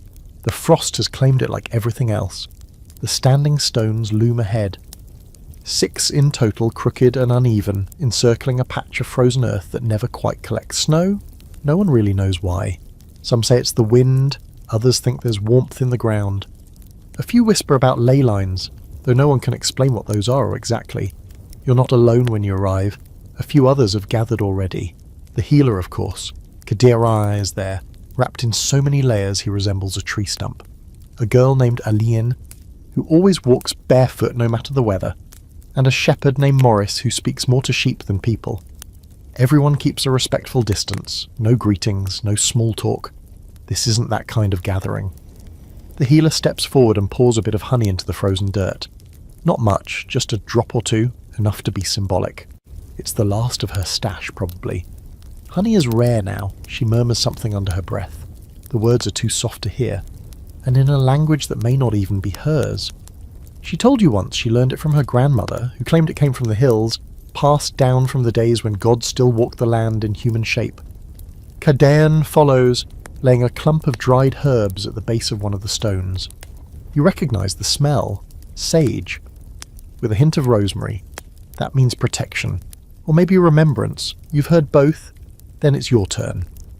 You step into the circle, pull out a small bundle wrapped in cloth, and unwrap it slowly. Inside is a carved wooden charm etched with a crude sunburst. Your own handiwork, done late at night by firelight, more hopeful than skilled. You place it at the foot of the tallest stone and press your hand to the rough surface. The stone is cold, hard, but steady, older than memory. You close your eyes and whisper, "I want to see spring." There's a pause, a beat of stillness. Nothing happens, of course. The stone doesn't glow or hum or reply. But your breath doesn't freeze mid-sentence and your heart slows a little. That's enough. You step back into the circle and one by one everyone else does the same. Then the silence returns, deep and absolute. No one leads this ritual, no one claims authority. It's older than hierarchy, older than kings. And in this Brechtian Roman afterthought of a world, it's one of the few things that still feels stable, real. There's debate always about what these stones were for. Scholars from across the sea argue endlessly in musty halls. Burial markers, seasonal calendars, astronomical observatories. Maybe all of them, maybe none. Maybe they were meant to be confusing, to keep people humble. You walk back with Cadern, his footsteps crunching beside yours. He doesn't say much, just mutters about the bones being restless and the ground dreaming of green. You nod as if you understand, maybe you do. By the time you return to the village, the light is already fading again. You feel tired in a way that's different from chopping wood or hauling water. This is soul tired, ceremony tired. The kind of fatigue that comes from carrying your ancestors around all morning. You feed the fire. You check on Tilda. You rub warmth into your feet and boil a little water just to smell the steam. Later, while you're lying in bed, you think about the healer's honey, the sun charmer at the stone's base, the way the snow never quite settles inside that circle. You don't know if the gods heard you today, or if the stones even notice your existence, but you spoke, you gave something, you asked for spring, and that has to count for something. You wake in the middle of the night to a sound you'd hoped never to hear again. A howl, not a dog, not a drunken neighbour imitating a wolf for laughs. This sound is deeper, long, low and distant, but real enough to lift every hair on your body. It slides under the door like a cold draft and coils in your gut. You freeze, listening hard. Tilda shifts beside the fire, ears twitching. She heard it too. The fire's burned low, the coals pulsing in the dim room like tired eyes. You don't move at first. Maybe it was a dream. Maybe your ears are playing tricks on you. But then it comes again, closer this time. Another howl, this one echoing faintly off the frozen hills beyond the village. You curse under your breath and reach for your axe. It's not much, more tool than weapon, but it has weight. And the handle fits your grip like a promise. You toss a few dry bracken clumps onto the fire. The flames stir slowly, flickering just enough to throw a warm halo across the walls. You strap your cloak around your shoulders, whisper something to Tilda, stay be still, and step outside. The cold punches you square in the face. The sky is clear, stars blazing down with their indifferent ancient light. The moon's a sharp sliver, barely enough to see by, but you don't need much. You know your village by feel, and it's quiet. Too quiet. You walk the perimeter slowly, boots crunching the top layer of ice. A few huts show signs of life. Thin smoke rising from chimneys, candlelight bleeding through thatched seams. But most are dark, tucked away in silence. Families inside pretending they didn't hear the howl. Denial is a kind of warmth after all. You pass the goat pen, empty. You knew that already. The goats were slaughtered 2 weeks ago when the feed ran out.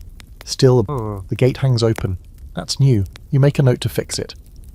By the time you reach the old watch post, a half-collapsed tower from Roman times, now used mostly for drying herbs and swearing at crows, you hear it again, closer. This time it's not a howl. It's something heavier, deeper. A bark, loud, sharp, and suddenly too close. Your breath catches. You back against the stone wall and scan the trees. You can't see anything, but you feel it. Movement, eyes. A presence watching from just beyond the reach of moonlight. Wolves are rare now, supposedly extinct in Britain, driven off or hunted into myth. But every few winters someone swears they saw one. A flash of grey fur, tracks in the snow too big for dogs, a shadow in the woods that never looked away. You always assumed it was hunger-induced fantasy. Now you're not so sure. You wait there, pressed against stone until your fingers go numb. Nothing moves, nothing breaks the silence. Eventually, you turn back, stepping slowly, carefully, every sense on fire. When you finally return to your hut, your breath shaking in your lungs, Tilda is still there, wide-eyed but unharmed.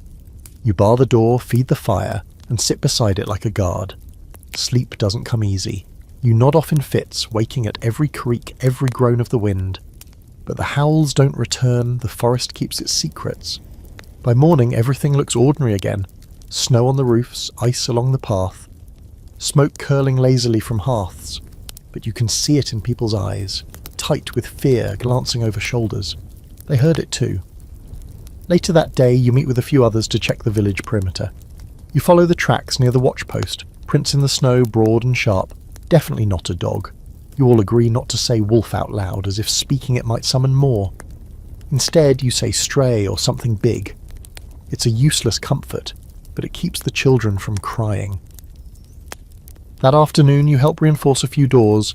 A small group decides to rotate night watch. You offer to take the first shift, mostly because you know you wouldn't sleep anyway. There's a theory passed around like old bread that wolves aren't just animals, not entirely. That in the deepest parts of winter, when hunger blurs the line between man and beast, something shifts. They say that in the darkest hours, the wild calls to the desperate, and some listen. You never gave it much credit before, but after last night you're not laughing anymore. The scholar types argue about it too, whether wolves survived longer in post-Roman Britain than official records claim. Some even suggest that the stories of wolves returning each winter were metaphors. For what, they never say. Maybe starvation, maybe fear itself. All you know is this: something was out there. That night, while the fire crackles and the snow falls soft and slow, you carve a charm from a bit of bone. Just something small, something to hang over the door. Not because you believe it'll keep the wolves away, but because you need to believe it might. Tilda sleeps beside you, her body warm and familiar. You rest your hand on her back and listen to her steady breathing, and outside the wind moans low through the trees, long and lonely, but empty of howls, for now. Still, you don't let your axe out of reach. Not tonight. Maybe not ever again. Your fingers look worse this morning. Not bad enough to panic over, no black tips, no bones showing, but they're swollen red and the skin has started to crack between the knuckles. You flex them slowly, wincing as the stinging starts. Chilblains? Probably. A few are raw enough to bleed. You lick your thumb and rub at the worst spots, but it's more of a reflex than a remedy. The cold doesn't just bite out here, it gnaws. Silent, slow, methodical, and eventually it gets inside you. You sit by the fire and stare at your hands, feeling older than you should. They're calloused and thick, but clumsy now. Gripping a knife has become a small act of faith. You wrap them in strips of wool, then old linen. You'll be slower today. That's fine. You're not in a rush to go anywhere, not after yesterday's howling. Still, you need help, so you visit the healer. Her hut smells like wet earth and scorched herbs. You duck under the low arch, immediately coughing as the smoke clings to your throat. She's crouched by her fire, grinding something in a wooden bowl. You never ask what it is. You've learnt that's not how this works. She gestures without looking. Sit. Hands. You hold them out, palms up. She doesn't wince, doesn't flinch, just nods and starts smearing a paste across the cracked skin. Pungent stuff that stings like betrayal. Smells like garlic, ash, and something vaguely medicinal. You grit your teeth and let her work. Could have been worse, she mutters. I've seen fingers come off like bark from a dead tree. Comforting, she wraps your hands in layers of wool soaked in warmed goose fat, then ties them with thin cords made from woven nettle fibres. They'll stay soft for a day, maybe two. You thank her with a strip of smoked fish, your last one, and promise to return the bowl when you're done with it. As you step back into the cold, hands bundled like misshapen loaves of bread, you wonder how long this can go on. Your body is holding out, but just barely. You've lost weight, more than you can afford. Your joints ache like an old tree groaning in the wind. You haven't felt truly warm in weeks. You remember vaguely that the Romans had baths, real ones, with hot water and steam. Public places where people soaked and laughed and didn't feel like brittle sticks about to snap. Some of the old ruins still have the pipes, the channels where heat once flowed like magic. You've run your fingers along the stone, cold now but smooth. Elegant. Some historians argue that bathing disappeared entirely during the Dark Ages, but you know better. People didn't forget how to clean themselves, they just couldn't waste fire on boiling water when there was nothing left to eat. You shuffle back home, arms full of twigs and dry grass you gathered on the way, more fuel, even if it burns fast. Your hands ache under the wrappings. Tilda snorts a greeting as you arrive, pacing a little, impatient. You feed her, pet her behind the ears, and breathe in the faint scent of lanolin and smoke that clings to her wool. She's the only thing in your life that still feels solid. You boil water, not for food this time, but to warm your hands. You dip them in slowly, cringing, and hold them there until the pain fades into a dull throb. The water turns slightly pink. You pretend not to notice. Later, you sit by the hearth, rolling your shoulders, stretching your legs, doing the same motions you do every day to keep the cold from settling in your bones like a curse. That's what the old woman called it once, frost spirit's curse. She said it starts in the feet, crawls up your legs, and by the time you feel it in your teeth, it's too late. You've seen it happen. A man's ear just fell off one morning. He didn't even feel a fire. There's no hospital here, no doctors, just the healer, her bowls and a sharpened knife for when things go too far. If something goes wrong, if an infection takes hold, there's no second chance, there's no later. There's just a shallow grave near the edge of the trees, marked with a bundle of sticks and a prayer whispered into the wind. You're not there yet. You tell yourself that, over and over. Still, the fear creeps in around the edges. You find yourself checking your toes every morning, pinching your fingers, watching your skin like it might confess something. You've learned to recognize the early signs, discoloration, a numbness that doesn't go away, that weird dead cold feeling that seeps inward even when the fire's roaring. And here's the strange thing, some people don't fight it. When the pain gets bad, when their hands and feet are screaming, they stop. They lie down, curl up, let the numbness win. You've seen it. It's a quiet surrender, like sleep, peaceful. But that's not your way. You're too stubborn, too angry. You've worked too hard for every bite of food, every ember you've ever lit. You're not going to freeze to death in your own hut with a sheep as your only witness. The fire crackles, the room warms. You lean back and close your eyes, letting the heat kiss your face. Your hands throb in their wrappings, pulsing in rhythm with your heartbeat. You imagine blood flowing again, healing, strength returning. It might be a lie, but tonight you let yourself believe it. Some say there are plants that help, things that grow under the snow, hidden in roots and bark. The healer sometimes talks about a flower that blooms in frost, said to pull the cold right out of your bones. No one's ever seen it, probably doesn't exist, but the story helps. It gives people something to look for when they're too cold to cry. You fall asleep with your hands wrapped in cloth, your boots propped near the fire, and your thoughts drifting between pain and peace. Outside, the night presses against the walls. Inside, the warmth holds. Barely, but it holds. The kids are louder today. You hear them before you even open your eyes. Shrieks of laughter, the unmistakable thump of something hitting snow, followed by a high-pitched theatrical scream. You groan softly, roll over and peek through the hide-covered gap in the door.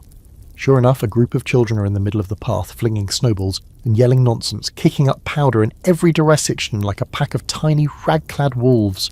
One of them, Mira, you think, is wearing a fur hat 3 sizes too big and wielding a crooked stick like it's a royal scepter. She's chasing 2 boys around the goat pen, giggling like someone who hasn't eaten broth 3 days in a row. You watch them for a moment, caught somewhere between baffled and impressed. You remember what it was like to be a kid in winter, barely. Mostly frostbitten fingers and someone yelling at you to stop chewing the firewood. But still, there were moments like this. Moments when snow wasn't an enemy, just something to shape into weapons and angels. You groan as you stand, your legs stiff and heavy. Your hands are still wrapped from yesterday, but the swelling has gone down a little. The paste must have worked, or at least numbed the worst of it. You stretch slowly, muscles creaking like old hinges, and glance at Tilda. She's asleep with her legs tucked under her, looking like a particularly judgmental hay bale. You toss her a frozen turnip. She doesn't move. You step outside, flinching as the cold clamps down on your face like a trap. The sun is out, barely, a thin streak of gold across the treetops, just enough to make shadows. The kids stop when they see you, just for a second. Then one of them, a boy with 2 big boots and a snot cycle on his upper lip, grins and launches a snowball in your direction. It misses by a mile. You raise an eyebrow. He laughs and runs. You should be annoyed. You want to be annoyed. But instead, you find yourself trudging toward them, and before you know it, you've got a snowball in your hand. One solid, compact shot. You don't aim to hurt, just to remind them who invented the game. You lob it. It smacks Mira square in the chest. She freezes, dramatically gasps, then collapses backward into the snow with a howl. "He got me! I'm melting!" The others swarm you shrieking, and for a few frantic, dizzy minutes you're 12 again. Spinning, dodging, laughing, your sides hurt. Your nose runs, your hands ache, but the cold is forgotten. Everything is movement, breath, and the pure, wild magic of distraction. Eventually the kids collapse into a heap, breathing steam and grinning through chapped lips. You sit with them, knees tucked under your chin, your heart pounding. One of the boys starts building a snow fort. Another carves what might be a rabbit or a vaguely embarrassed rock out of a drift. Mira declares herself Queen of Winter and demands a sled made from a broken shield. Someone actually tries. You don't talk much. The kids chatter enough for all of you. Stories about a monster in the woods, a tree that grants wishes, a crow that talks in riddles. You don't correct them. You don't say those are just dreams. Because here, dreams are armour. If they believe the snow is enchanted, maybe it won't freeze their fingers off. Eventually, someone's mother calls from across the village, and the spell breaks. The kids scatter like birds, leaving only footprints and lopsided snow creatures behind. You stand slowly, brush snow off your cloak, and make your way back to your hut. Inside, Tilda's awake and annoyed that you left the door cracked. You toss her another turnip. She pretends not to see it. You sit by the fire and think about the children, about what they'll remember. You wonder how many of them will grow up and look back on these winters not as survival, but as play. As snow forts and imaginary monsters, you envy them. Or maybe you admire them, their ability to find joy in a season that's stolen so much. It's strange. Children don't just survive winter. Sometimes they seem to thrive in it. They're lighter, quicker, better at falling down and bouncing back up. Their clothes are always torn and their boots are mismatched, but they don't complain, they adapt. You've seen a boy wear the same single glove for an entire season, simply switching hands every few hours. And they're useful too. When it's not a game, kids haul water, collect kindling, sweep snow off thatch, patch holes with whatever scraps they find. They carry messages between huts. They watch over the sick. They carry wood and laughter, and small, fierce bursts of energy that keep the rest of you from falling into despair. You remember your own childhood and a winter like this one. Your father carving whistles from reeds to distract you. Your mother sewing rabbit pelts into the gloves. Pricking her fingers raw. You didn't know how poor you were. You just knew you had a warm spot by the fire, and someone to sing to you when the wind howled too loud. There's an old saying, a village that keeps its children warm will never go cold itself. You're not sure that's true, but you like how it sounds. The fire pops. You add a branch, then another. Ilda shuffles closer. You pull your coat tighter and think not about yourself, but about Mira and the others. What will they be next winter? Bigger? Hungrier? Wiser? There's debate always about how children were treated in post-Roman Britain. Some say they were viewed as miniature adults, forced into labour and hardship as soon as they could stand. Others argue that children were treasured, protected, even in poverty. The truth is probably both. Kids work, but they also laugh. They're tools and treasures, just like fire. Just like food, you lie down near the hearth, your hand still wrapped, your cheek still pink from snowball war. Outside, the snow glows pale under the thinning moonlight. Inside, you sleep with a smile on your face, because for a little while today, the cold lost. You smell the betrayal before you see it. Rot, sour and unmistakable, curling out from under the floorboards like a whispered insult. You know that smell. It's the scent of spring, pretending it's on its way. Not actual spring, the kind with flowers and warmth and bees bumping into things, but fake spring. The cruel trickster that shows up in late February or early March warms the air just enough to melt the snow and then ruins everything. You open the door and step outside, and sure enough, the snow is softer underfoot, heavy and wet. The icicles have started dripping like they're weeping. Puddles form in the divots in the path, dirty and glinting in the grey daylight. The wind doesn't stat quite as hard, and if you really stretch your ears, you can almost hear birds. Not singing, just stirring. Fake spring always starts with a smell, the earth unfreezing, mould waking up, dampness crawling back into things. It smells like damp hay, old socks, and the bottom of a forgotten bucket. You wrinkle your nose and get to work. First order of business, inventory, again. You pull up the floor hatch to your food cache, and the smell doubles in strength. One of the root baskets is leaking. You poke it with a stick. The potatoes have turned to soup. A yellowish, putrid ooze seeps through the straw. You gag, slam the lid shut, and sit back, coughing into your sleeve. So much for that. You do the math in your head. 3 good roots left. Maybe 4 handfuls of grain. A few chunks of dried meat tougher than shoe leather. That'll last you another week if you ration hard and don't sneeze too close to the last oat sack. You're not alone in this. All over the village, people are digging into their last reserves, hoping to find one more smoked fish or a forgotten jar of dried greens. Most find disappointment. Fake spring doesn't just melt the snow, it melts illusions, it makes you look. And that's where the real danger starts, not in the frost but in the thaw. You wander out to the community smokehouse just in case. It's empty, of course, you knew it would be. Still you poke around, hoping someone forgot a slab tucked in the rafters. Nothing but cobwebs and the smell of old peat smoke. Outside, people move slowly like they're walking through water. There's no joy in this warmer air, just tension. Everyone's looking at each other differently now, measuring. Who's still got food? Who doesn't? Who's coughing too much? Who's starting to walk with that hollow, floaty look in their eyes? You pass Cadean, who sits in the sun like a dried apple, eyes closed, lips moving silently. You hear the word mud more than once. That's how you know it's really almost over. The return of mud. Snow's prettier, easier even. Mud is a slow, sinking death. It gets in everything. That afternoon, someone knocks at your door. It's Era, clutching her cloak tight, looking thinner than you remember. She asks if you've got any turnip left. You lie. You say you ran out 2 days ago. She nods and doesn't press. She probably lied too. There's an old song, barely remembers about March being the hungry god, the one who lures you with sun and then demands your strength as sacrifice. A cruel joke of a month. And the worst part? It feels like hope. Just enough warmth to confuse your body. Just enough light to make you believe you're safe. But there's still frost under the dirt. Still sickness hiding in puddles. Still snow hiding in the hills. You help patch your neighbour's roof later. The snowmelt is leaking straight onto their sleeping mat. You trade the favour for a spoon of crushed barley. You chew it slowly, savouring every gritty grain like it's gold dust. Your neighbour looks at you with sunken eyes. Neither of you says thank you. You just nod. That's all there is now, nodding and hoping no one dies tonight. You sleep that night with your boots on. The floor is damp and you don't trust it. The wind outside is softer but still restless. You dream of warm soil and green shoots breaking through frost. Of butter. Of clean water. Of waking up without your hands aching.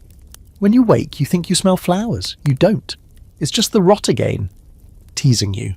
People debate whether this part of winter is technically still winter. Is it early spring? Is it late frost? Does it matter? Some say the real danger was always this. Not the darkness, not the deep freeze, but the hope, the fake promise, the lie in the air. You believe them now, still you drag yourself up, you check your fire, you hug Tilda, you chew a slice of dried roots so slowly it nearly dissolves in your mouth before you swallow. And then you go outside and into the mud, into the not quite spring, and you keep going, because what else is there? The first body is found in the barn. It's a boy, 16 maybe, though the winter carved lines into his face that don't belong to children. His name was Bren, and he was quiet, but strong. You'd seen him last week helping his father repair a fence, fingers raw but determined. Now he's curled into a corner behind a stack of hay that isn't even hay anymore, just mouldy, matted straw. His eyes are closed, his mouth slightly open, like he might have been whispering something when he died. Maybe a prayer, maybe nothing. You're not the one who finds him, it's his sister. She screams, then doesn't stop for a long time. When you arrive, others are already there. No one speaks, they just stand around him, shoulders hunched, breath visible in the stale barn air. Someone finally covers him with a cloak. You step back, pressing your hand to your mouth. You don't cry, you don't flinch, but you feel something fracture quietly inside you. You knew this was coming, everyone did. This is the price of March. He didn't freeze to death, not directly. His father says he stopped eating days ago, gave his food to his younger siblings, said he wasn't hungry, said he'd be fine, said it was just a chill, and now he's in the barn, cold as the floorboards. Later you help carry him to the edge of the village. The burial ground is still frozen, so you lay him in the storage shed next to 2 others. One is an elder who slipped on the ice last month. The other, you're not sure, you never asked. Names start to get soft this time of year, fuzzy around the edges. The idea is to bury them when the ground thaws, but that might be weeks. For now, you wrap them tight in wool and hope the cold will keep them from turning. That's all you can do. Death doesn't stop for spring, it just changes outfits. You sit outside the shed afterward, knees drawn up, staring at nothing. The sky is too bright for grief and the wind has that false gentleness again. You want to scream. Instead, you just breathe. People shuffle past now and then, no one meets your eyes. The village is quieter today. There's no laughter from the children, no chopping from the woodpiles. Even the birds seem to have taken the day off. You hear one woman mutter to herself, "March eats the soft-hearted first." She's not wrong. You return to your hut in silence. Tilda is asleep, belly rising and falling in slow, steady rhythms. You sit beside her and place your hand on her side. Her warmth seeps into your skin like a blessing. You try to be grateful. The fire's almost out, so you feed it the last of the bracken you gathered. It flares up weakly, throwing pale light across the room. You don't have the energy to cook. You chew on a hunk of dried root and swallow it like a rock. It barely helps, but it keeps you from tipping over. You spend the afternoon making a list. Not on paper. You don't waste parchment on grief, just in your mind. Names of people who aren't here anymore. This winter alone, you've lost 6, no, 7. You think. You stop counting when your throat tightens. The strangest part? You're getting used to it. That scares you more than anything. There's debate always about mortality rates in these forgotten centuries. Some say winter took 20% of every village. Others insist it was less, that people adapted better than we give them credit for. The truth is, numbers don't help when you're the one digging the graves. Statistics don't hold your hand when your neighbour collapses in the snow. You wonder what Bren dreamed about in that barn. If he thought of spring, of warmth, of his siblings growing older and stronger because of the food he didn't eat, or if he just wanted the pain to stop. You wonder what you'd do if you had nothing left to eat and 5 mouths depending on you. You don't like the answer. That night there's a quiet gathering in the longhouse. Not a funeral, not officially, just a few of you sitting in the warmest place left, passing a wooden cup filled with watered-down mead and silence. Someone hums, someone cries, you say nothing. Words aren't strong enough right now. Eventually Caderon clears his throat and says, "He was brave." It's not enough, but it's true. You walk home under a sky smeared with stars. Your boots crunch over slush and the dead twigs. The frost has returned, biting at your face like it never left. You feel hollow, heavy, old. Inside, the fire's barely a flicker. You don't bother feeding it. You just curl up beside it next to Tilda and pull your cloak over your head. And in the dark, you whisper Bren's name once, just once. Then you wait for sleep. You don't hear the flood coming, you feel it. Through your boots, through the walls. Like a slow tremble rolling up from the earth's belly. A kind of groan. Almost. Not quite thunder, not quite wind, just pressure. Damp and mean. Then comes the sound. It starts low, like distant hooves galloping through mud. Then louder. Louder still. Until the noise crashes into your ears all at once. A wet, snarling roar. Water. Moving fast. Hungry. You're on your feet before your thoughts catch up. You throw the door open and the wind slaps you, carrying mist and the heavy stink of churned earth.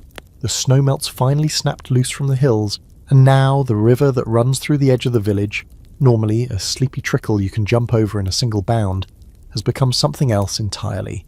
It's a wall of water, thick with ice and debris, surging through trees and fields like it's late for a war. You can already hear the shouting, people screaming names, doors slamming, wood breaking.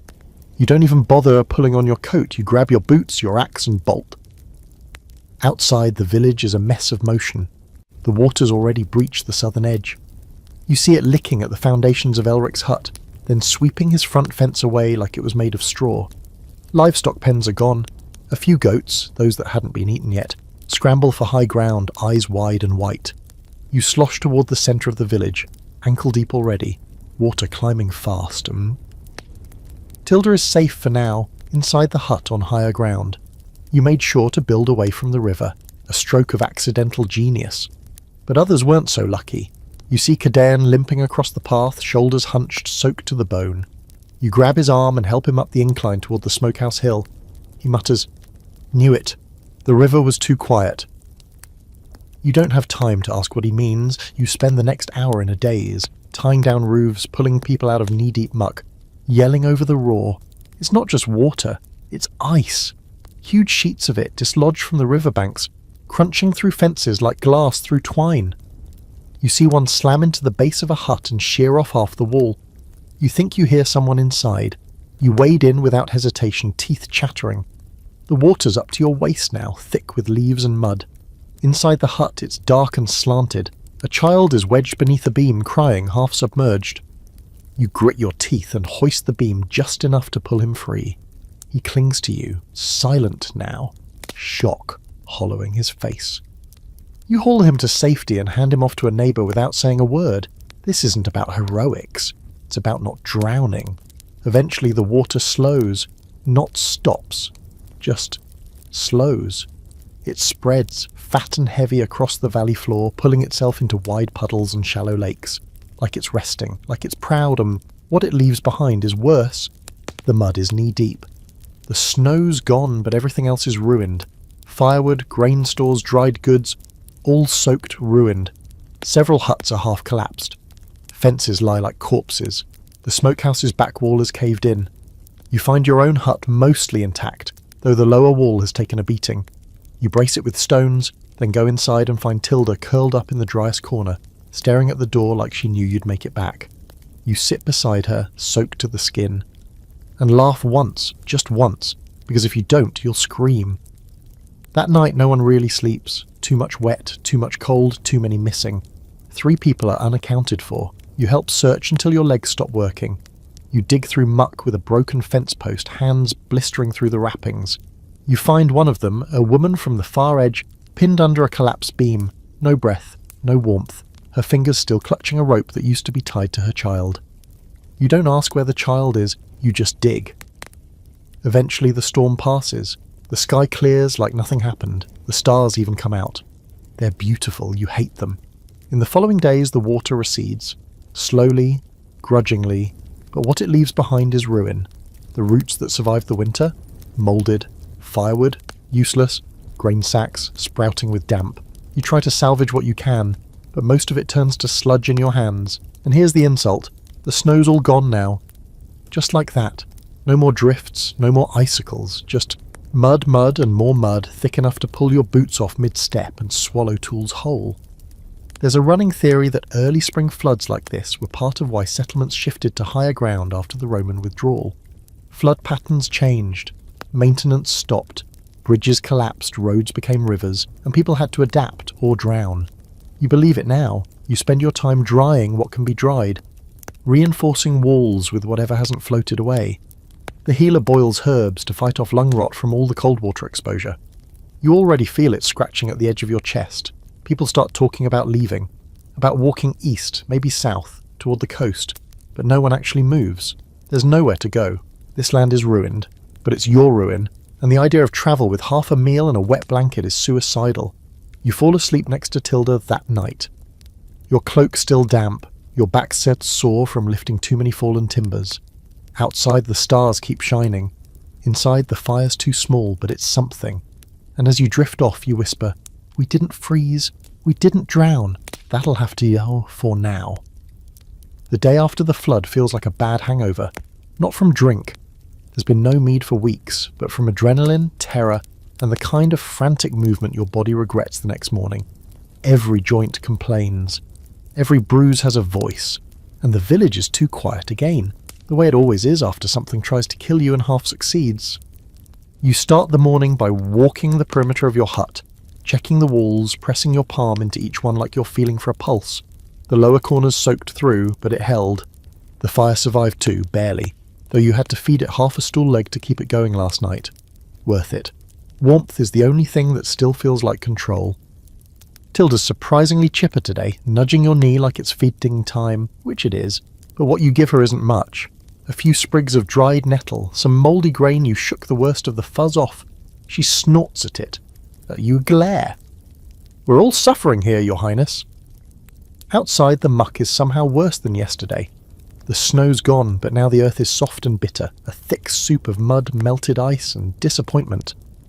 You step in it and feel the sucking sound echo up into your soul. You walk carefully, slowly. You've already seen 2 people fall in, one to the knees, another who lost a boot so deep you joked it went to the underworld. They didn't laugh. But you're not out here for entertainment. You're listening, because this is when the whispers start.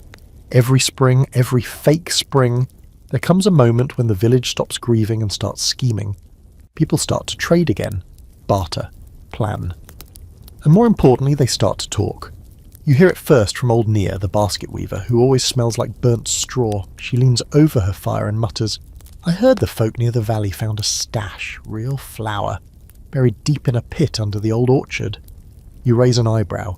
That orchard hasn't produced anything but thorn bushes in few years. Then it's Cairdairn. A man passed through last spring, said there are growing greens down south already, swore on his life, might be worth going that way.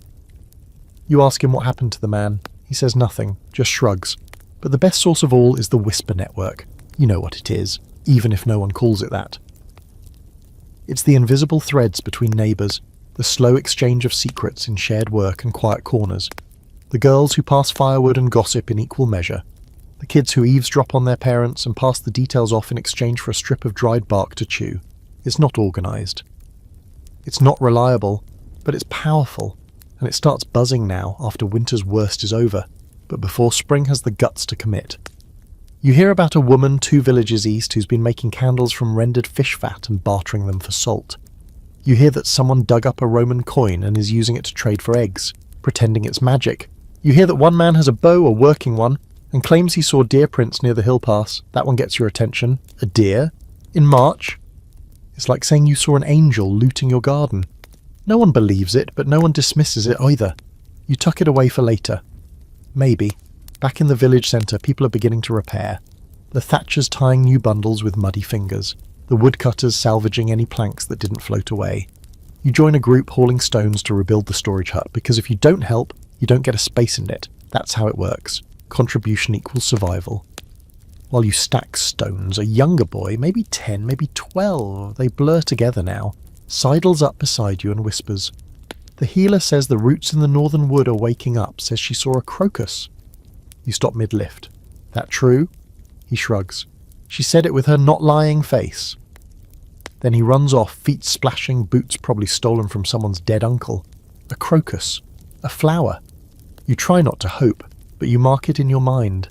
That same stretch of wood has garlic bulbs, burdock, dandelion greens, not food exactly, but things you can boil, things you can trade.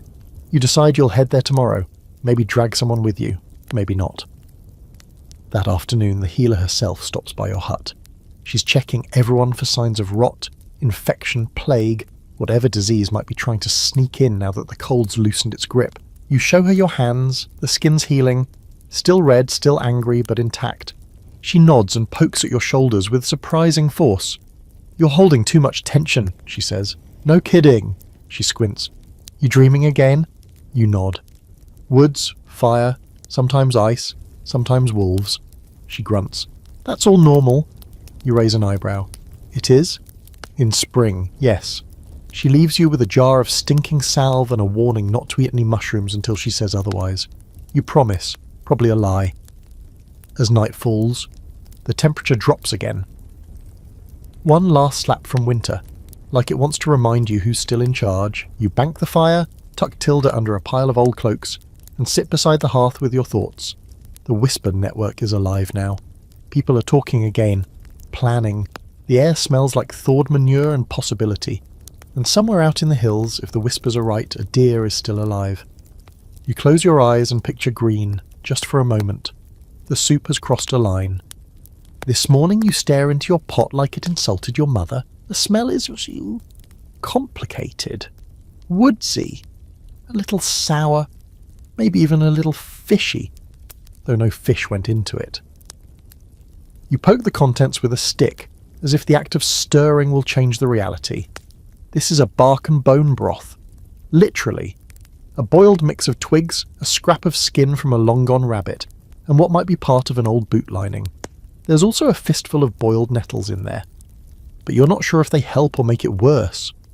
Tilda eyes it, and for the first time in weeks, she doesn't want to eat it. That's a bad sign. She usually inhales anything with even a hint of flavour. You dip your spoon in, bring it to your lips, and take the smallest sip imaginable. It's awful. And you drink it anyway. Because this is late winter, also known as the season of desperation. No one calls it that out loud, but everyone's feeling it. People have started experimenting with things they once swore they'd never touch. Tree bark, dried lichen, boiled leather, powdered bone scraped from long clean carcasses, You've even heard talk of roasting mice. Quiet talk, whispered like shame behind cold doors. You don't judge, you can't. You're on your third bark stew this week. You remember the first time you saw someone boil bones twice. It seemed odd, like squeezing water from a stone. Now you're the one doing it, scraping, cracking, prying out anything soft enough to chew or melt into broth, even if it gives you splinters in your teeth. There's a saying Cadeirn used to mumble, "In March, you eat memories." At first, you thought it was poetic nonsense, but now it makes sense. Every meal is a memory of something that used to be food. That root you found used to be a carrot. That broth used to be meat. That brittle strip of fur used to be your hat lining, but now it's breakfast. You visit the storage hut again. Just in case, it's even emptier than last time. A few shriveled apples that resemble dried ears. One cracked pot with fermented grain that smells like foot sweat and vinegar. A single lump of something grey that might be cheese. No one claims it. You don't touch it. Yet. You trade with Mira's mother, 2 lengths of woven nettle string in exchange for a small onion, wrinkled but whole. You almost cry when you bite into it raw, the burn, the flavour. It feels like something real. You stash half to boil later. The other half you savour like it's a feast. In the woods, the foragers report that wild greens are close, buds are forming, but they're not edible yet. Too bitter, too tough. If you eat them now, you'll be sick. That's the cruel joke of the season. Everything is almost alive. The ground is almost soft. The buds are almost ready. Your food stores are almost gone. In a few weeks there will be dandelions, young garlic, tender leaves. But now there's bark soup. There's a fringe method some folks have started using, boiling pine needles. Not for food, really, but for the illusion of it. The broth is tangy, bitter, but supposedly keeps scurvy away. You've tried it once.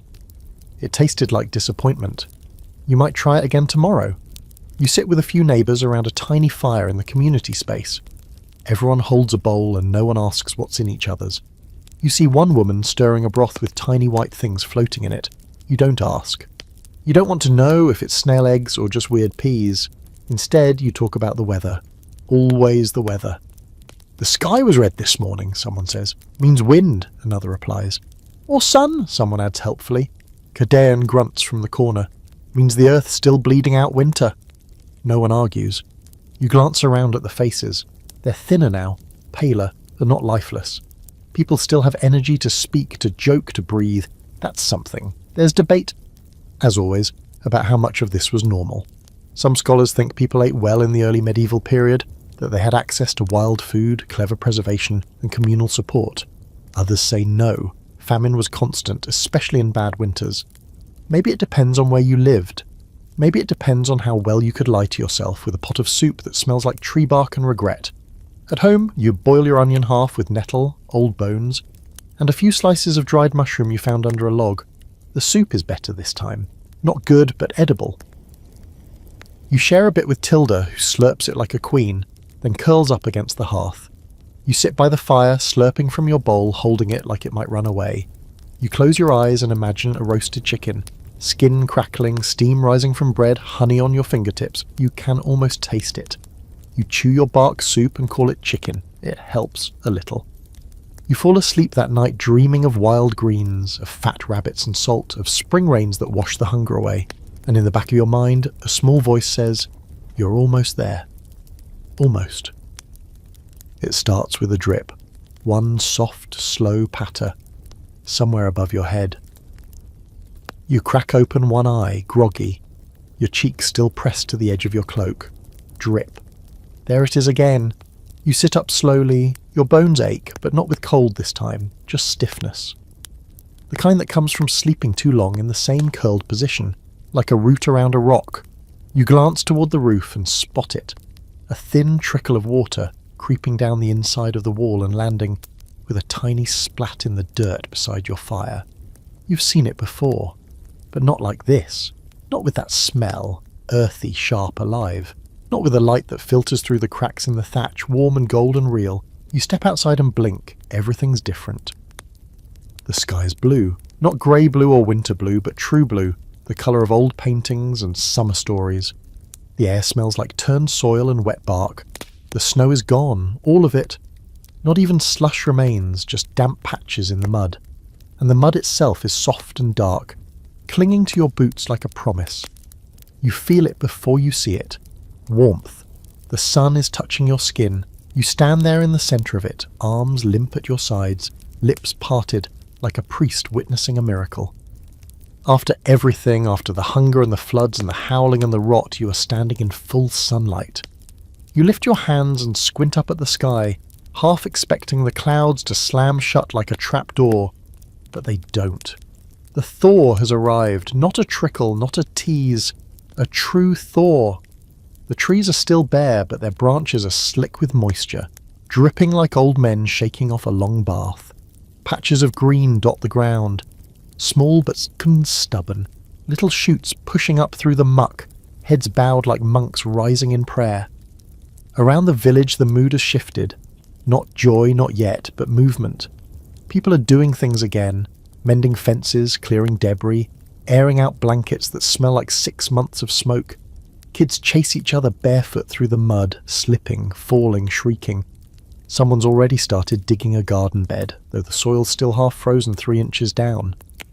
You take your walking stick and head toward the northern edge of the woods, the place the whisper network said was stirring. And for once, the rumours were right. The ground is soft underfoot, covered in last year's leaves and this year's promise. You find the crocus first, just like the healer said. A single brave petal, violet and ridiculous, blooming in a patch of moss. You kneel in front of it, not touching, just watching. It doesn't know what it survived. It doesn't need to. Further in, you spot green shoots, garlic, dandelion, wild mustard. Not food yet, but close. A few more warm days and you'll be able to harvest enough to flavour broth, to trade, to hope. You dig around gently with your hands, fingers black with mud, and pull up a small clump of chickweed. It smells like grass and sharp water. You tuck it into your satchel like treasure. When you return to the village, everyone's smiling. Not big smiles, not festival grins, but small ones, cautious, earned. One man offers you a smoked mouse on a stick. You're not sure if it's a joke or dinner. You thank him either way. Cadern waves you over and points toward the south hills. Saw geese this morning, he says, real ones, flying north. You feel a chill, not from cold, but something deeper, because if geese are flying north, that means it's over. The deep freeze, the hunger moon, the season of dying. You survived. Not everyone did. You still see the empty huts, the broken fences that'll never be rebuilt. There are fewer voices in the village now, fewer fires burning, but the ones that remain are stronger, sharper, ready. There's a kind of ritual that happens now, one no one talks about directly. Everyone who made it through walks the boundary of the village at some point, alone, slowly, just to see it, just to confirm it's still there, and so are you. You do yours that evening, walking the paths you once dug through snow, now muddied, but open. You pass the fields, the animal pens, the ruins of the smokehouse. You touch each gatepost, each tree, like saying hello again after a long absence. By the time you return to your hut, the sun is setting in gold and crimson, lighting the sky like fire behind a veil. You sit with Tilda outside, back against the wall, and breathe in the spring air. She bleats once and stretches. Even she seems lighter. There's a scholarly theory that this exact moment, the thaw, the sudden return of green, was the root of half the festivals in early Britain. That before the Romans, before the Saxons, before language turned myth into story, there was just this, a warm breeze, a single bloom, and the first real food in months. And people didn't just celebrate it, they worshipped it. You understand that now. Inside you boil your chickweed with the last of your dried root. It's a thin soup, but the taste is new, fresh. You can't stop sipping it. You think about tomorrow, about foraging, rebuilding, planting. You're tired, but not hopeless, for the first time in what feels like years. The future doesn't feel like a threat. You fall asleep with your door open, letting the warm air drift in. No wolves howl, no wind moans, just the soft, sleepy rustle of a world beginning again. You survived the brutal winter. Now you live. The first true meal of spring isn't planned. It just happens. You're outside before sunrise, like half the village, poking through the wet fields with numb fingers and a woven basket that still smells like smoke. The earth is tender now, like a sab just starting to peel, and it gives a little when you dig. That's what you want. Give, looseness, signs of life beneath the surface. You crouch near the alder trees at the eastern edge of the woods, where the soil's always a bit warmer, and there it is, burdock. You let out a sound somewhere between a laugh and a cough, the roots small, scraggly, but whole. You dig carefully, pull it free, knock off the clumps of wet soil and tuck it into your basket like a relic. Next comes sorrel, bright green, sharp-smelling, shaped like little hearts. Then dandelion leaves, bitter, but packed with more nutrition than anything you've eaten in months. Then a flash of movement. Rabbit. Too fast for you to catch, but you mark the trail, next time maybe. You gather mushrooms from a fallen log, the good kind, firm and white, not the soft, spongy ones that melt in your mouth like regret. You test one between your fingers, then sniff. The healer showed you the difference long ago. She said, "If it smells like bread, it won't kill you." Helpful. By mid-morning, your basket's half full, not a feast, but enough to call one. Back at the village, others are returning too. Mira's mother has a string of wild onions. Cadeon's got a bird. He won't say how he caught it. Just grins and mutters something about dumb luck and clever twine. Even the healers brought a jar of pickled something from deep in her stores. No one asks how old it is. There's a quiet energy spreading, a buzz, a ripple, like someone just remembered what celebration feels like. No one says the word out loud, but it's there. Feast. Or at least a version of it, so people start building. The old fire pit near the longhouse is cleared of debris. Someone finds dry wood, a miracle by itself, and soon smoke rises into the sky again. Not the bitter, desperate kind from winter, but clean and fragrant. The smell draws others. You hear singing, actual singing. A child starts banging sticks together in rhythm. It's terrible. It's perfect. You slice your burdock into coins, scrub the greens, and drop them into a shared pot. The water hisses when it hits the hot stones at the bottom. Soon it's bubbling, full of colour and steam. You add the mushrooms. Someone else tosses in wild chives. Another offers a hunk of smoked something that's probably squirrel. This is how it used to be, before the world froze over. Everyone bringing what little they had, combining it, making something more out of the pieces. Food and fire and shared warmth. Ancient medicine for ancient wounds. As the sun reaches its peak, the pot is ready. You eat from wooden bowls with wooden spoons, sitting in the sick grass on the damp cloaks and the mended blankets. The soup is sharp, green, sour with sorrel and rich with burdock. It makes your jaw ache, but in a good way, like chewing life back into your teeth. You glance around the circle. There's Mira, now wearing a garland of actual flowers she must have stolen from the healer's garden. Cadeon is arguing about whether this is the warmest spring he's ever felt or the second warmest. Tilda is sprawled in a sunny patch, belly bloated from onion scraps. You feel full, not just in your stomach but in your chest, your throat, your hands. You don't say much because there's nothing to say. You're here, you're eating You didn't die. That's enough.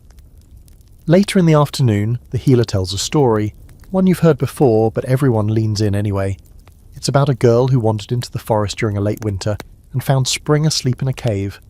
She whispered a song until Spring woke up yawning and stretched her arms across the world. You know it's not real, but you also know it is. There's some debate, always, about how often these kinds of spring celebrations happened.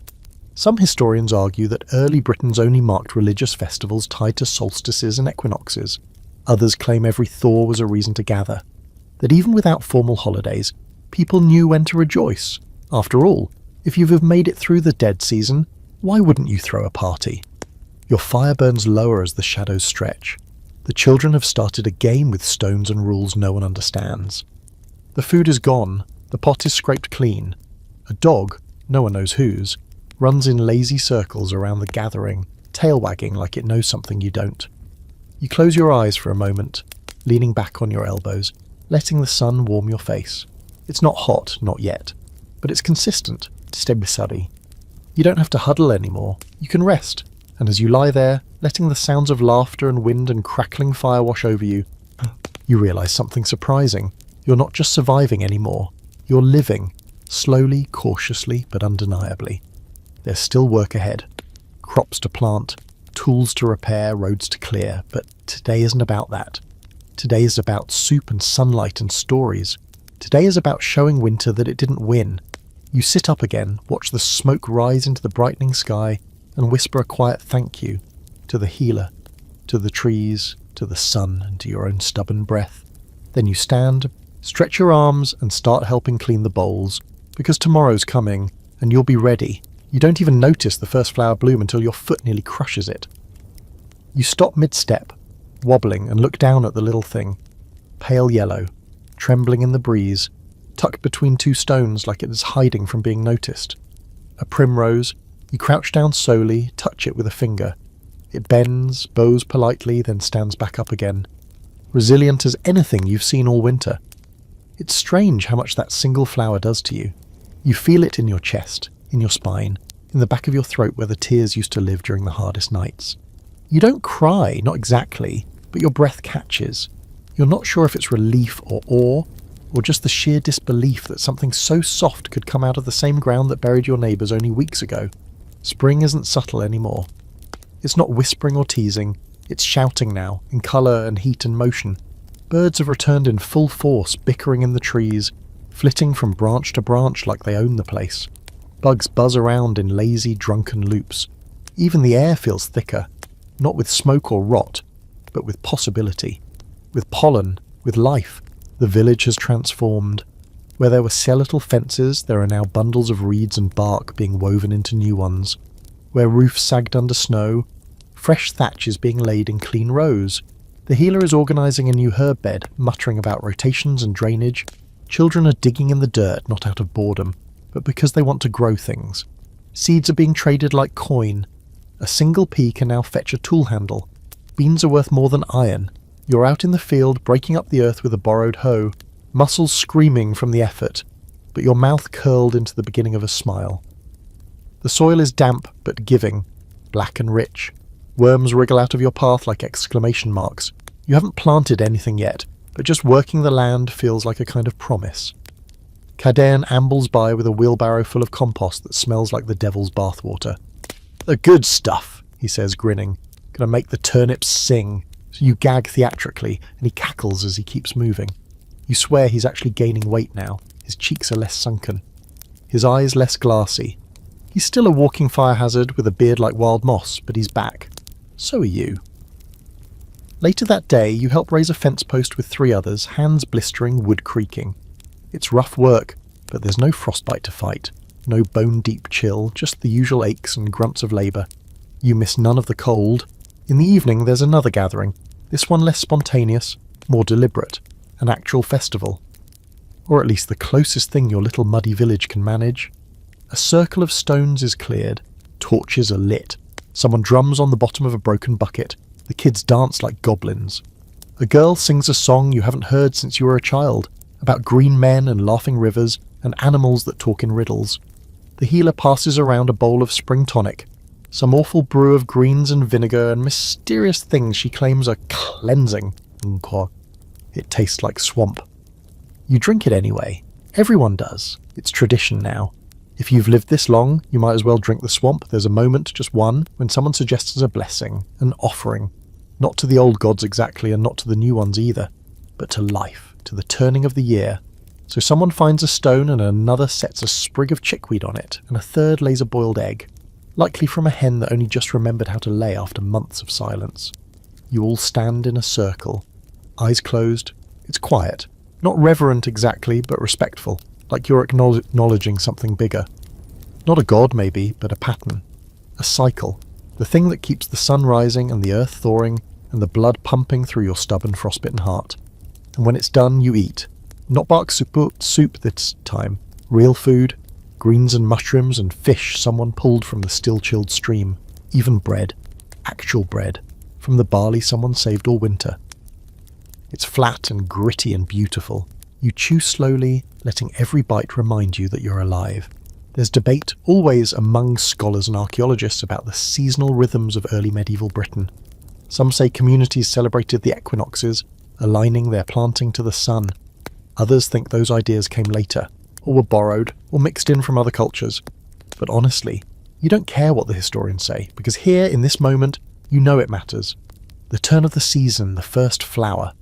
The soup that doesn't taste like desperation, the laughter that comes without apology. This is older than books, older than kings. This is survival celebrated. You end the night sitting by your fire with Tilda, watching the sparks climb into the night sky. The stars are clear now, not hidden by smoke or storm. The moon is a sickle, sharp and watchful, and for the first time in months you feel safe enough to take off your boots before you sleep. Tomorrow the real work begins, ploughing, planting, mending, storing. But tonight is a punctuation mark. A full stop after a long, grim sentence. The end of the season of loss. You lie back on your mat, arms behind your head, and close your eyes. You made it. And now, finally, you get to live again. So here you are, at the tail end of the season you didn't think you'd survive. Still standing, still breathing, and somehow a little bit stronger than when it began. Your hands are rougher, your boots more patched, your stomach maybe a little flatter, but your fire is warm, your sheep is fed, your garden is waking, and your village, though scarred, still hums with life. You lean against the doorframe of your hut one last time, watching the sun stretch longer across the field each day. The soil smells rich again, the birds sound like they mean it, and the trees are starting to whisper in leaves instead of bare branches. Even the wind has changed its tone. It no longer cuts. It carries. Inside, Tilda snores. Outside, someone laughs. You don't forget the hunger, or the cold, or the silence that filled the sky when it was too cold even for wolves. But now, you have stories to tell, you have soup to make that won't turn your face inside out. You have work to do, real work, living work. The kind that smells like dirt under your nails and not like smoke in your lungs. And most of all, you have time again. Time to walk, to plant, to sleep without one eye open. Spring has arrived. Not like a storm, not like a promise, but like a well-earned breath. You take that breath now. Slow, deep, grateful. And for the first time in a long, long while, you let yourself imagine next winter. Not with fear, but with understanding. Because now you know how to make it through.